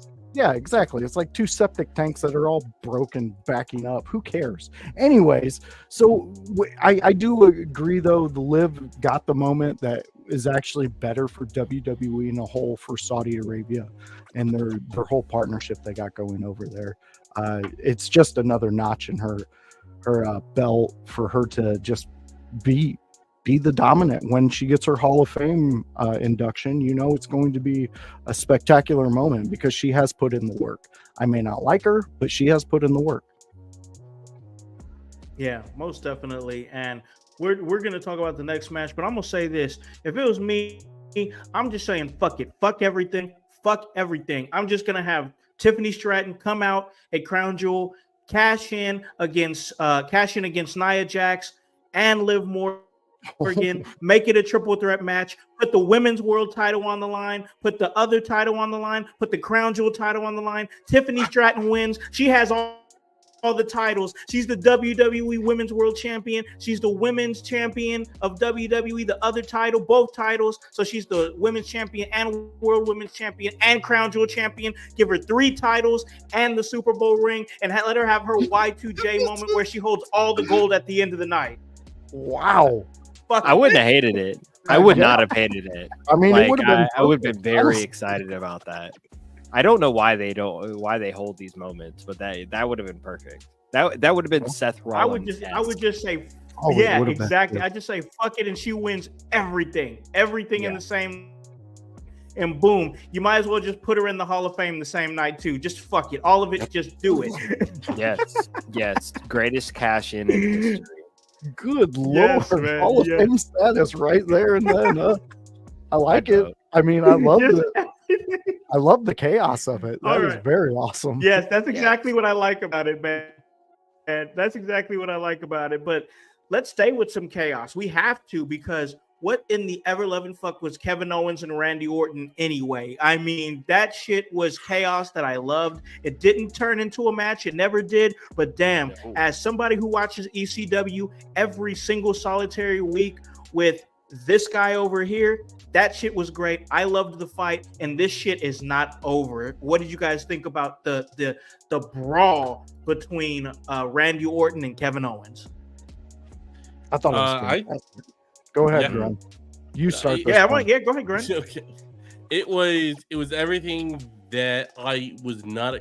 I was expecting a legit match, and that would end in Randy Orton's injury, which, I mean, we kind of still got that, but it was. We did not get prize fighter or Kevin Owens. We got a entirely new Kevin Owens, and this Kevin Owens is fucking scary. Yeah. It's very What about contrasting. Adam Pearce getting RKO'd? Like, what the hell? Everybody getting their ass beat. It was insane. That's the other half of the $100,000 check. Jesus.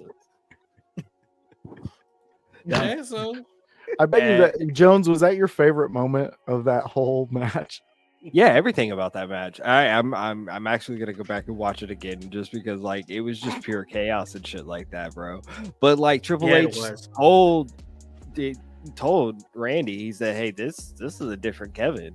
Like we are seeing a different Kevin. It's not prize fighter Kevin Owens. It's not, hey, I'm turning my back on my friends. It's like, hey, I'm gonna rip everyone fucking apart, Kevin Owens. Like this is like cage fighter Owens. I that's the best I could describe. But like, bro, Bro, this is probably closest to Kevin Steen as we've seen. I mean, seriously. I mean, he's just. I mean, they're going through doggone tables. I think they went through like a couple of tables. And he jumped with that elbow drop there in the crowd. I mean, you have security getting their ass beat. RKO for Adam Pearce. You have both general managers out there. It was just an absolute wreck. This is nowhere near over at all. And like, man, I gotta say I enjoyed it because I know it didn't become an official match. It basically ended in a no contest because the match never kicked off. But I loved the element. It helped break this show off and gave it a different element of chaos that was different from everything else that happened in that night. Right. Very true. It was good. This match, I mean, it didn't even start off. It didn't even become a match. But this moment that they had really brought me back to when the hardcore title was a big thing, when it had its WrestleMania moment, and you've seen the chaos where it just went to wherever it went to. I love those moments, and if you're going to redesign Kevin Owens and give us a new version, this was the perfect way to do it, because it also unleashes the inner darkness of a Randy Orton that we'll get when he ultimately gets his revenge. Yes. Because I mean, the Viper's always going to strike. We know that. You haven't cut off his head yet, so he's still aggressive, and I like it. I loved it, like you said, Howse. This really broke it up. This really, kind of cleansed the palate for the PLE, and it was a good, just a good moment, really, for the match itself. Like, for it to not go to a match, we didn't need to see these two fight. We've seen them fight in the ring many times. We needed to see them have emotion, and this really brought it out of both of them. So I was pleasantly happy with this altercation. Yeah, I'm in that same boat for sure. I thought it was good. Once again, not the last time we've seen each other. We're gonna see exactly what happens, how General Manager Adam Pearce replies to it. But yeah, all in all, I was pretty much happy with how it came out. But I got to talk about something that I'm just really not happy with the result. We talk about how we're happy with that. This next match here, man, a triple threat match between the champion LA Knight and two guys who have had and voice, have had a seemingly historic match series between each other. And I got to tell you, as somebody who sung the praises of LA Knight, I was an LA Knight guy for sure. And I appreciate the fact that he came up through the indies, Eli Drake there with TNA and NWA, and he's done a lot of great work. I got to tell you, like, and I hate to have to say this, but I have thought about it. And this is the first time I've said it out loud. I've thought it in my brain, but I haven't said it out loud. With the result of the match last night, to me, LA Knight pretty much contributed to, he killed the credibility of that 7-match series. I mean, he came in, he just hit them both with the BFT at match 7.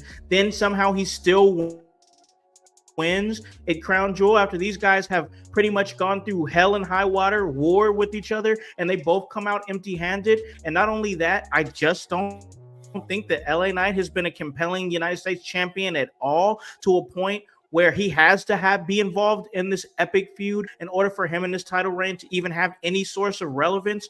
I really wanted that title to go off of anybody or go off of him, and it could have been anybody but him in that match. Instead, he raises the title again. I'm not saying I can't stand LA Knight. It's not that. I just don't like him with the U.S. title right now. I don't like that direction. I think he could be doing almost anything else besides holding up that title right now. Yeah. LA Knight is kind of a dick. And he is a dick. He's a dick, right? I think the only thing that we've learned, and we have to remember, he took this belt off of Logan Paul. Logan Paul, also a dick. Yeah. True. Yeah. Yeah. So we had a dick versus a dick, and a dick won.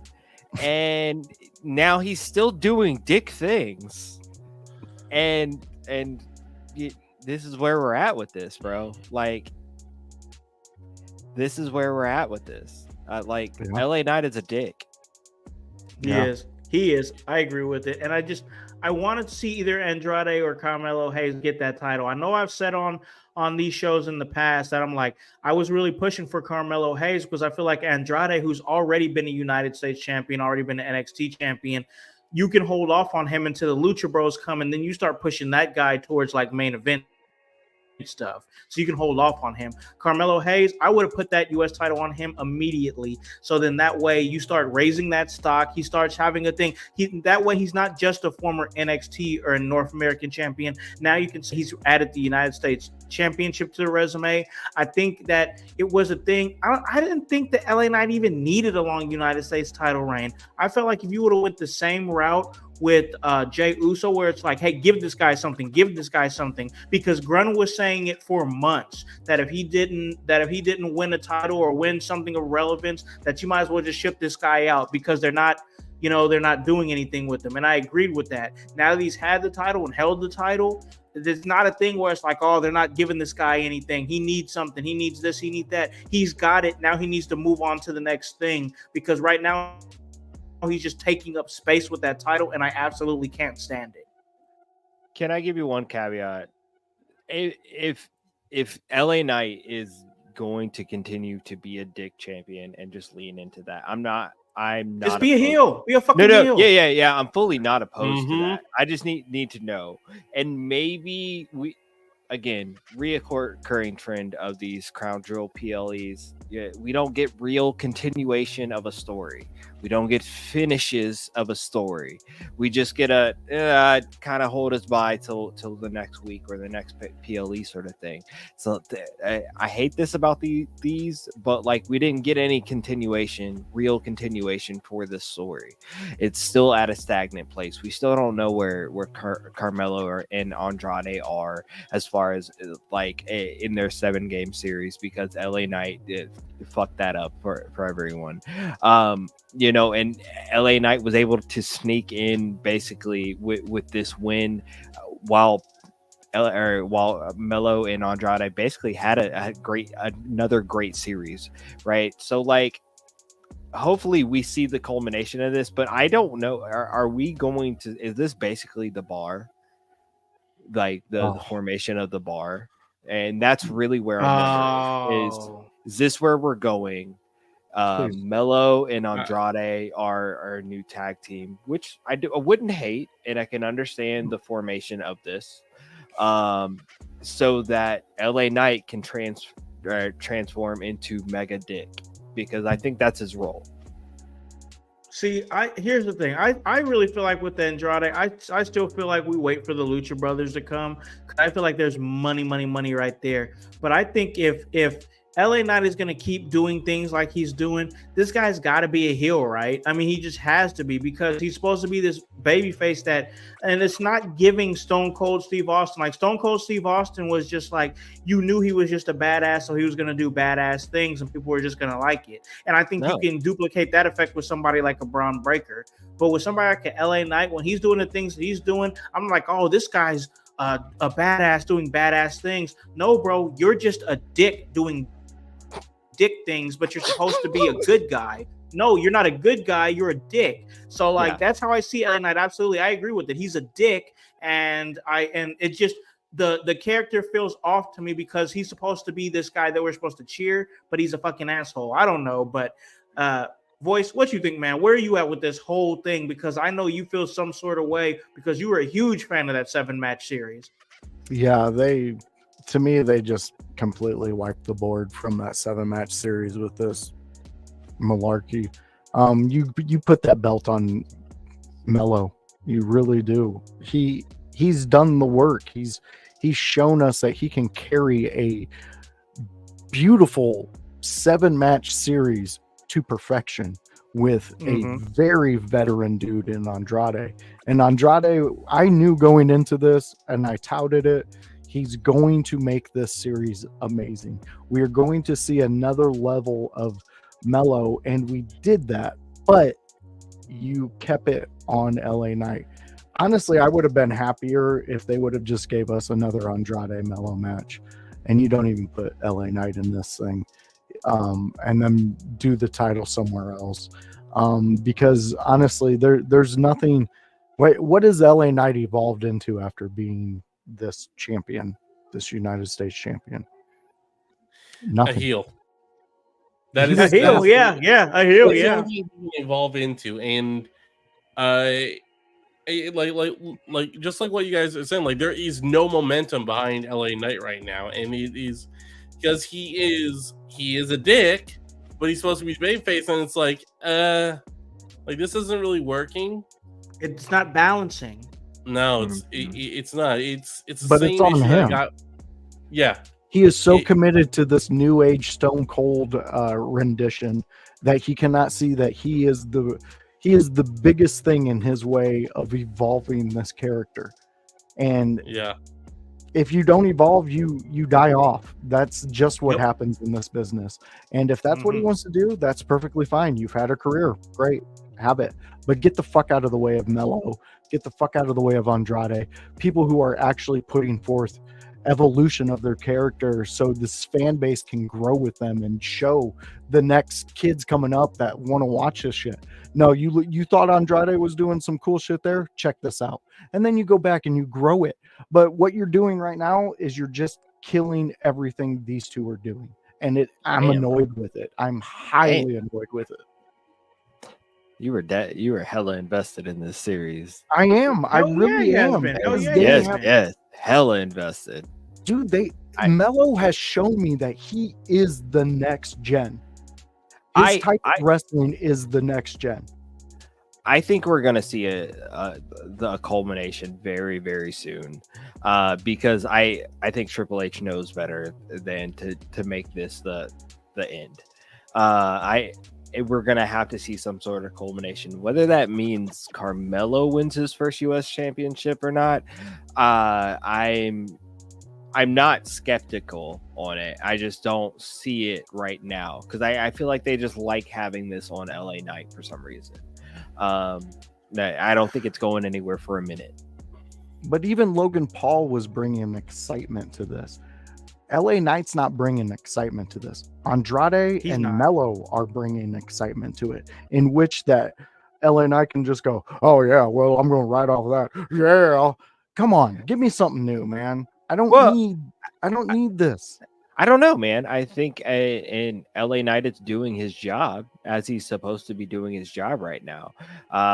He is the United States. Yeah, but there's no evolution with it. That's the thing.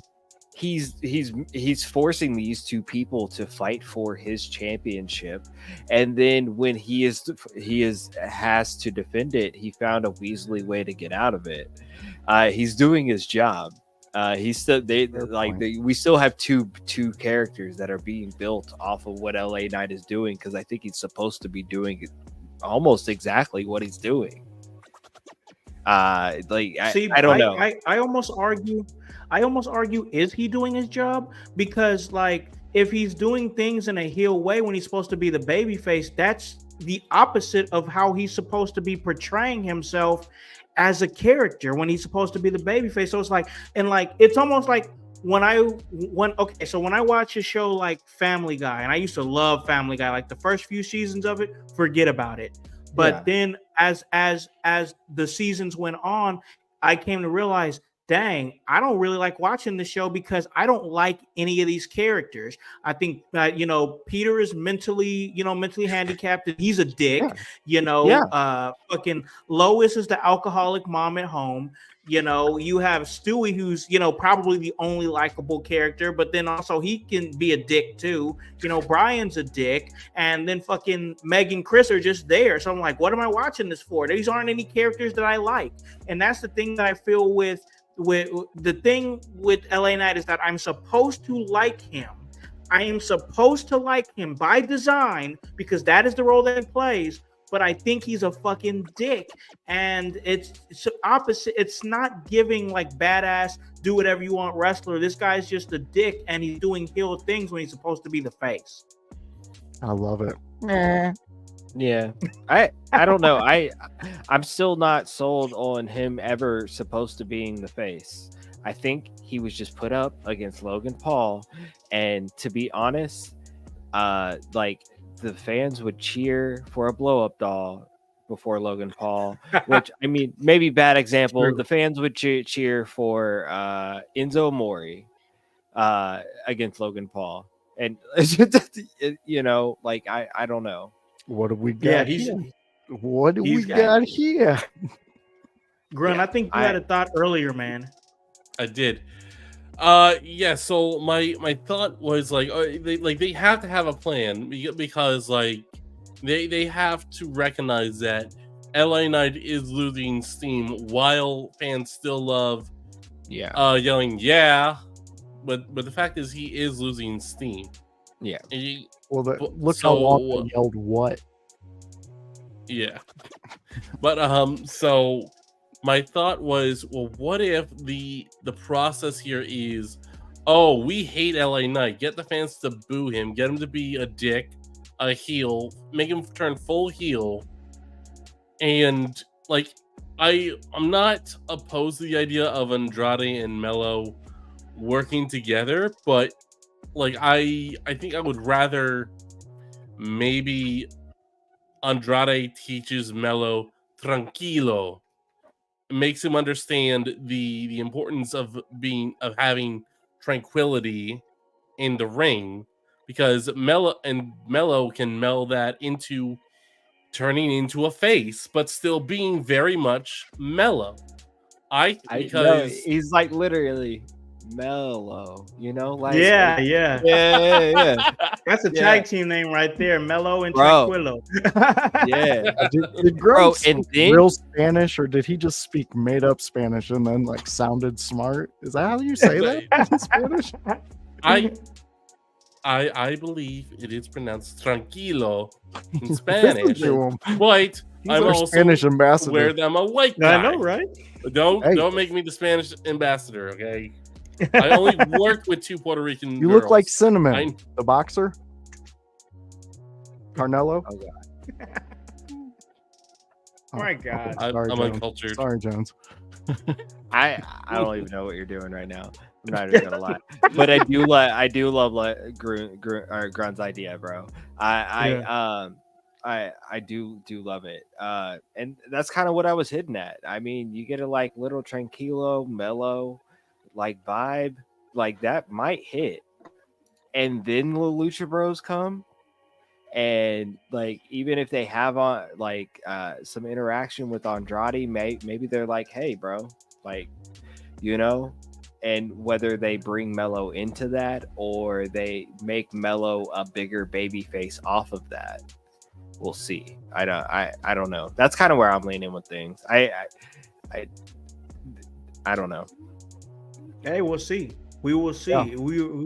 We just gotta wait and see. I do think that eventually Melo's gonna touch that goal. He's gonna touch the U.S. title at some point eventually, and I would love to see him do what the speculation is that he'd bring back the U.S. spinner belt in some kind of way. That'd be kind of sweet. Like that'd definitely be dope. So yeah, I could definitely see that. But like we talk about championships, we just had a big discussion about championships, this U.S. title specifically. Let's take it to the main event because we have to talk about the big match between the undisputed champion Cody Rhodes as he defeated the world heavyweight champion Gunther to become the first ever men's crown jewel champion. This was a good match, a lot of good back and forth with a clean win for Cody Rhodes against Gunther. I think that was good. I wasn't mad about it. I really thought Gunther was going to be the one to win this match. I did. But also when I saw Liv won, my mind kind of changed a little bit because I'm like, that's crazy. They're going to have both. You're going to have one person from Raw and then another person from SmackDown win, and that would make sense. And you kind of break it down that way. So yeah, once I saw that, I was like, Cody might win, but like the way Cody won, it still made Gunther feel like, Gunther didn't lose anything from it because of the way No. that Cody No. won, which the sleeper, and then he backed him into the 3 count. I thought it was fine. Then even with Gunther, like, it was just a competitor. I think the big thing with Gunther is that, while overall he's a heel, this guy just loves top quality competition, and he Right. appreciates and respects that. And that's the story with Gunther there that I like. Gunther is just, he's really becoming a guy where it's like anytime he wrestles, it matters. And it's becoming a big thing with him. Grun, what do you think about this main event, man, between Cody and Gunther? I think it was very good. I love the technicality of it. I loved how Gunter, basically Cody had to use Gunter's own technique against him, essentially. Yeah. Because it's hard to beat someone the size of Gunter, but Cody was able to do it, and I think we're going to get a very good promo from Gunter talking about how he, and kind of taking credit, like, I inspired Cody to reach this new level of performance because I demand a top tier, absolute excellence. Yeah. Yeah, I like that. I like that angle. Voice, you want to add to that any?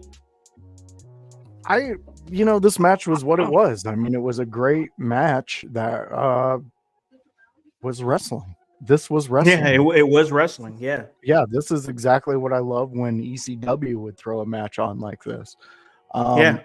Ultimately, win or lose, it didn't really matter to me in this one who won it or who lost it, because you could go either way with either one of them.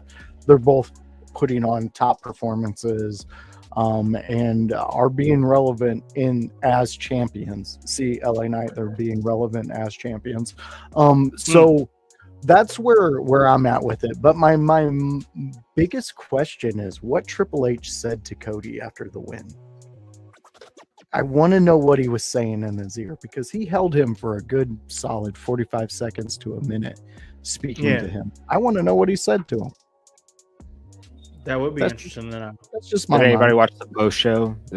I didn't get a chance to. Did not. No. Did they say what he said? No. I don't know. I didn't get a chance to watch it either. But I'll have to check it out. sometimes those are interesting and give us a little bit more tidbits. Good. Yeah, it's a great point for sure. Absolutely. I thought it was a great match. It was what it was. Other than that, I'm just waiting for next. Who are both of their competitors next? Who do we get to see them go up against? Sure, for sure, absolutely. I agree with that. Hype. Any thoughts before we ride off into the sunset here, bro? No, I think it was appropriate way to close out the Crown Jewel show and what they were trying to do with the Crown Jewel Championship. I understood it. They did what they needed to do, and they pleased the right people, I assume. So, yeah, I mean, it was like you said, it is what it is. yeah. Little shank right there. Yeah. What? I mean, what do you want me to say about it? Like, no, nothing happened in this show. Nothing, no stories really advanced. Nothing of importance really happened. Like, it's like, but they were some good matches. Yeah, they're good matches. Yeah, for sure. I agree. Yeah. So, okay, let me end it like this then. Once again, solid show, was what it was. I had said for a while, like I was almost looking past this show to Survivor Series because I know. So like, it's not a big deal to me that this show wasn't groundbreaking or anything, because like then I'd be setting up the wrong expectation. But I do want to ask this before we get out of here and ask the panel this individually. We'll start with Voice here. Your match of the night, what was it?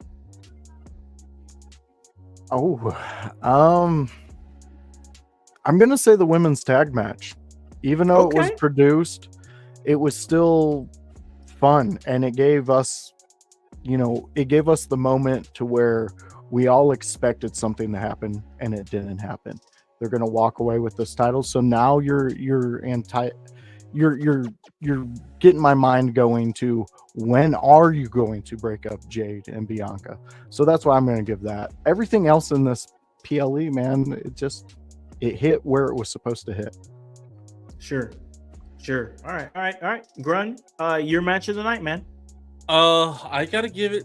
I gotta give it to Seth Rollins and Bronson Reed. I really loved the entire match was an angle, but it's like it was fast paced, it was violent, it was vicious. And Bronson Reed ate an L and looks more badass because of it. Yeah. Hype, what you got, man? Yeah, I'm actually gonna piggyback off of Grun here with Seth and Bronson. That probably was the most exciting match for various reasons and impactful, and it didn't do any harm to Seth Rollins in any way, but man, it showed a lot about Bronson Reed. And I think they just put together a really good match that was intense and violent. Yeah. I mean, you guys already said it, and this was my pick at the very beginning anyway when I asked this. It's Seth and Bronson Reed. I mean, it just was. I mean, I really enjoyed the match. I enjoyed the outcome for both men. It was great. I loved it. If I have to pick a close second, it's not a match at all. It's the altercation between Kevin Owens and Randy Orton. Just enjoyed that. Enjoyed the chaos of it. It was fun. It was good. But yeah, my match of the night, Seth Rollins versus Bronson Reed. I thought both men came out looking great, and the match was fun. And yeah, it was what it was. And you know what, guys? This episode was fun because we talked about a lot of great things. We got it all out there. We had some great traction in the chat, whether it be the Lou, whether it be our guy OG Tony. Pro Wrestler 91 came in and really was asking some great questions. And we always love new people coming in and chatting up with us. But we got to ride off into the sunset. I got some running I got to do right after this, so we're going to knock that out. But before I do that, I got to give the ground floor to my guys here who make this podcast amazing and great, and let them plug anything that they want to plug. I'm going to start with their guy on Fridays here, Grunmeister, man. Where can they catch anything and everything that you're doing? You can catch me at twitch.tv/Grunmeister on Tuesdays, Thursdays, Fridays, Saturdays, and Sundays. Either talking about pro wrestling or gaming. On Monday nights, you can catch me somewhere else.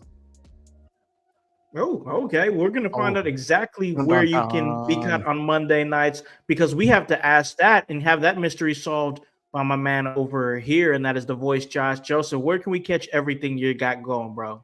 All right. Well, I'll take that extra helping run through on my plate, and I'll tell you, Monday night, you can catch me in the Blue-Eyed Villain with the Chaos Goblin himself, Kevin Calloway, on the Window Lickers Monday Night Raw preview show, where me, Grun, and Kevin, we talk about some things. We have two topics, which are just general topics where we kind of want to hear everybody's opinion. And then we go into two topics where my co-hosts, they take over and they each give you a little bit of what's in their brain. Sometimes it's scary, sometimes it's informative, other times it's always entertaining. So join us. That's 7 p.m. right before Raw. We get you ready, get you primed so you can go into Raw looking like a genius. Or, just a crazy conspiracy theorist, because that happens on the show too. Anyways, then you can catch me on a Friday with Howse, where me and Howse go extreme. ECW watch along. Ever heard about it? Bigger than Joe Rogan's podcast. Some do say that. I say it. I mean, it's my truth. I've heard that before. Yeah, it's my truth. You can't stop it. So anyways, you can catch me at Howse, where we go extreme. We talk ECW. We go into the watch along, and we are cooking in this one. We're following the storyline of ECW Hardcore TV, and it is nothing but extreme. So join me and Howse there, where we go live anywhere between 6 to 7. Just be ready, subscribe. That's how you get the alert, and then you'll always know. So outside of that, you can catch me here on a Sunday house party where, if you stayed tuned to this, you've seen all the antics I bring. So it's fun, Maybe WWE throw us money. We like money. We want to build this. We want to build a building where we can all live in it and do this. So do that. That'd Money be is fun. good. Money Yeah. is good. Most Look definitely. at Jones. We could get him a Money smile. is good. I know, yeah. Hey man, if we let's talk about a guy who's money. Let's talk about Hypocrisy Jones. Where can we catch everything that you got going, bro? Yo, well, first and foremost, you can catch everything I got going right here, whether it be the Sunday house party or whatever. I'm gonna be real with you. I'm supposed to do this podcast called the Smoke Sesh. I just haven't been, but I'll get back to it. But it's because I be busy. I be doing a whole lot of things, trying to do a whole lot of things. One of the things that I've been working really hard on over the past couple months is this In Your House party, bro. And I want to tell you guys a little bit more about that. I know Khan told you guys about that, but this is going to be a live vibe, bro. We're all gonna be there except for Grun, because logistically, like, just it ain't gonna work right now. Unless you guys throw us a highlight, tons of things like this, podcasts, so that we can do things. Bring groove. But this In Your House party, bro, is going to be good. It's going to be really, really good. Now, this is a pre-party before WWE Survivor Series. We're not going to be watching Survivor Series at this party, just to preface this and to let you guys know. But it's a big ass wrestling party. We're going to do our live predictions before Survivor Series. We'll put that podcast out a little bit later on that week. But we're going to have live bands there. We're going to have over $1,000 in prizes to give away, bro. And all we're asking, it's $5 for a raffle, right? And then you get your chance to win a plethora of prizes. Plus, we'll throw out some more prizes throughout the day just for coming and stuff like that. So, like, it's gonna be a vibe. If you come in costume, we'll give you a prize, or we'll have a costume contest for that. So many things that we're gonna be doing in this like 3-hour span, bro. It's gonna be mind blowing, but it's gonna be fun. Come out. It's an all ages event.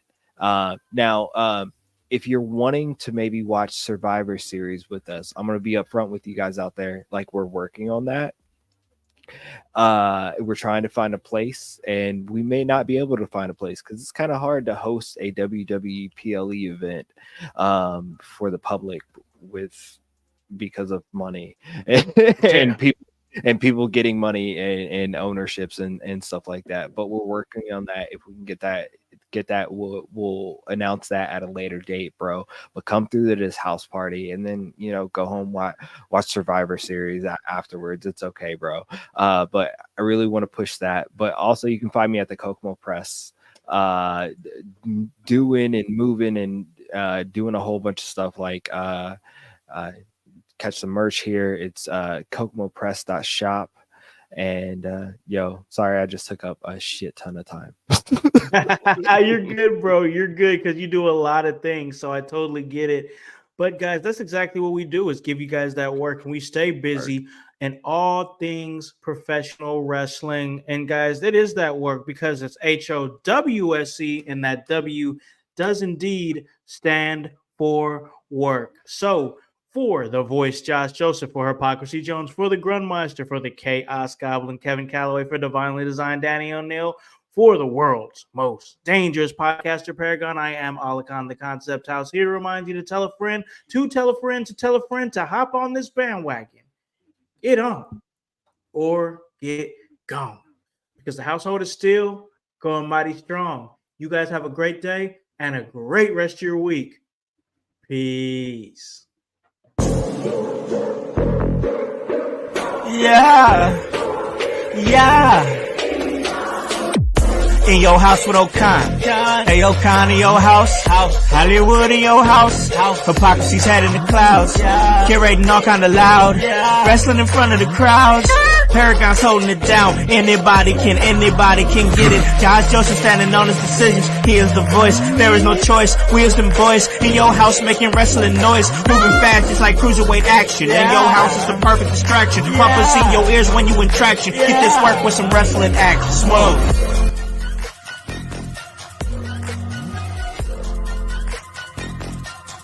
Bye.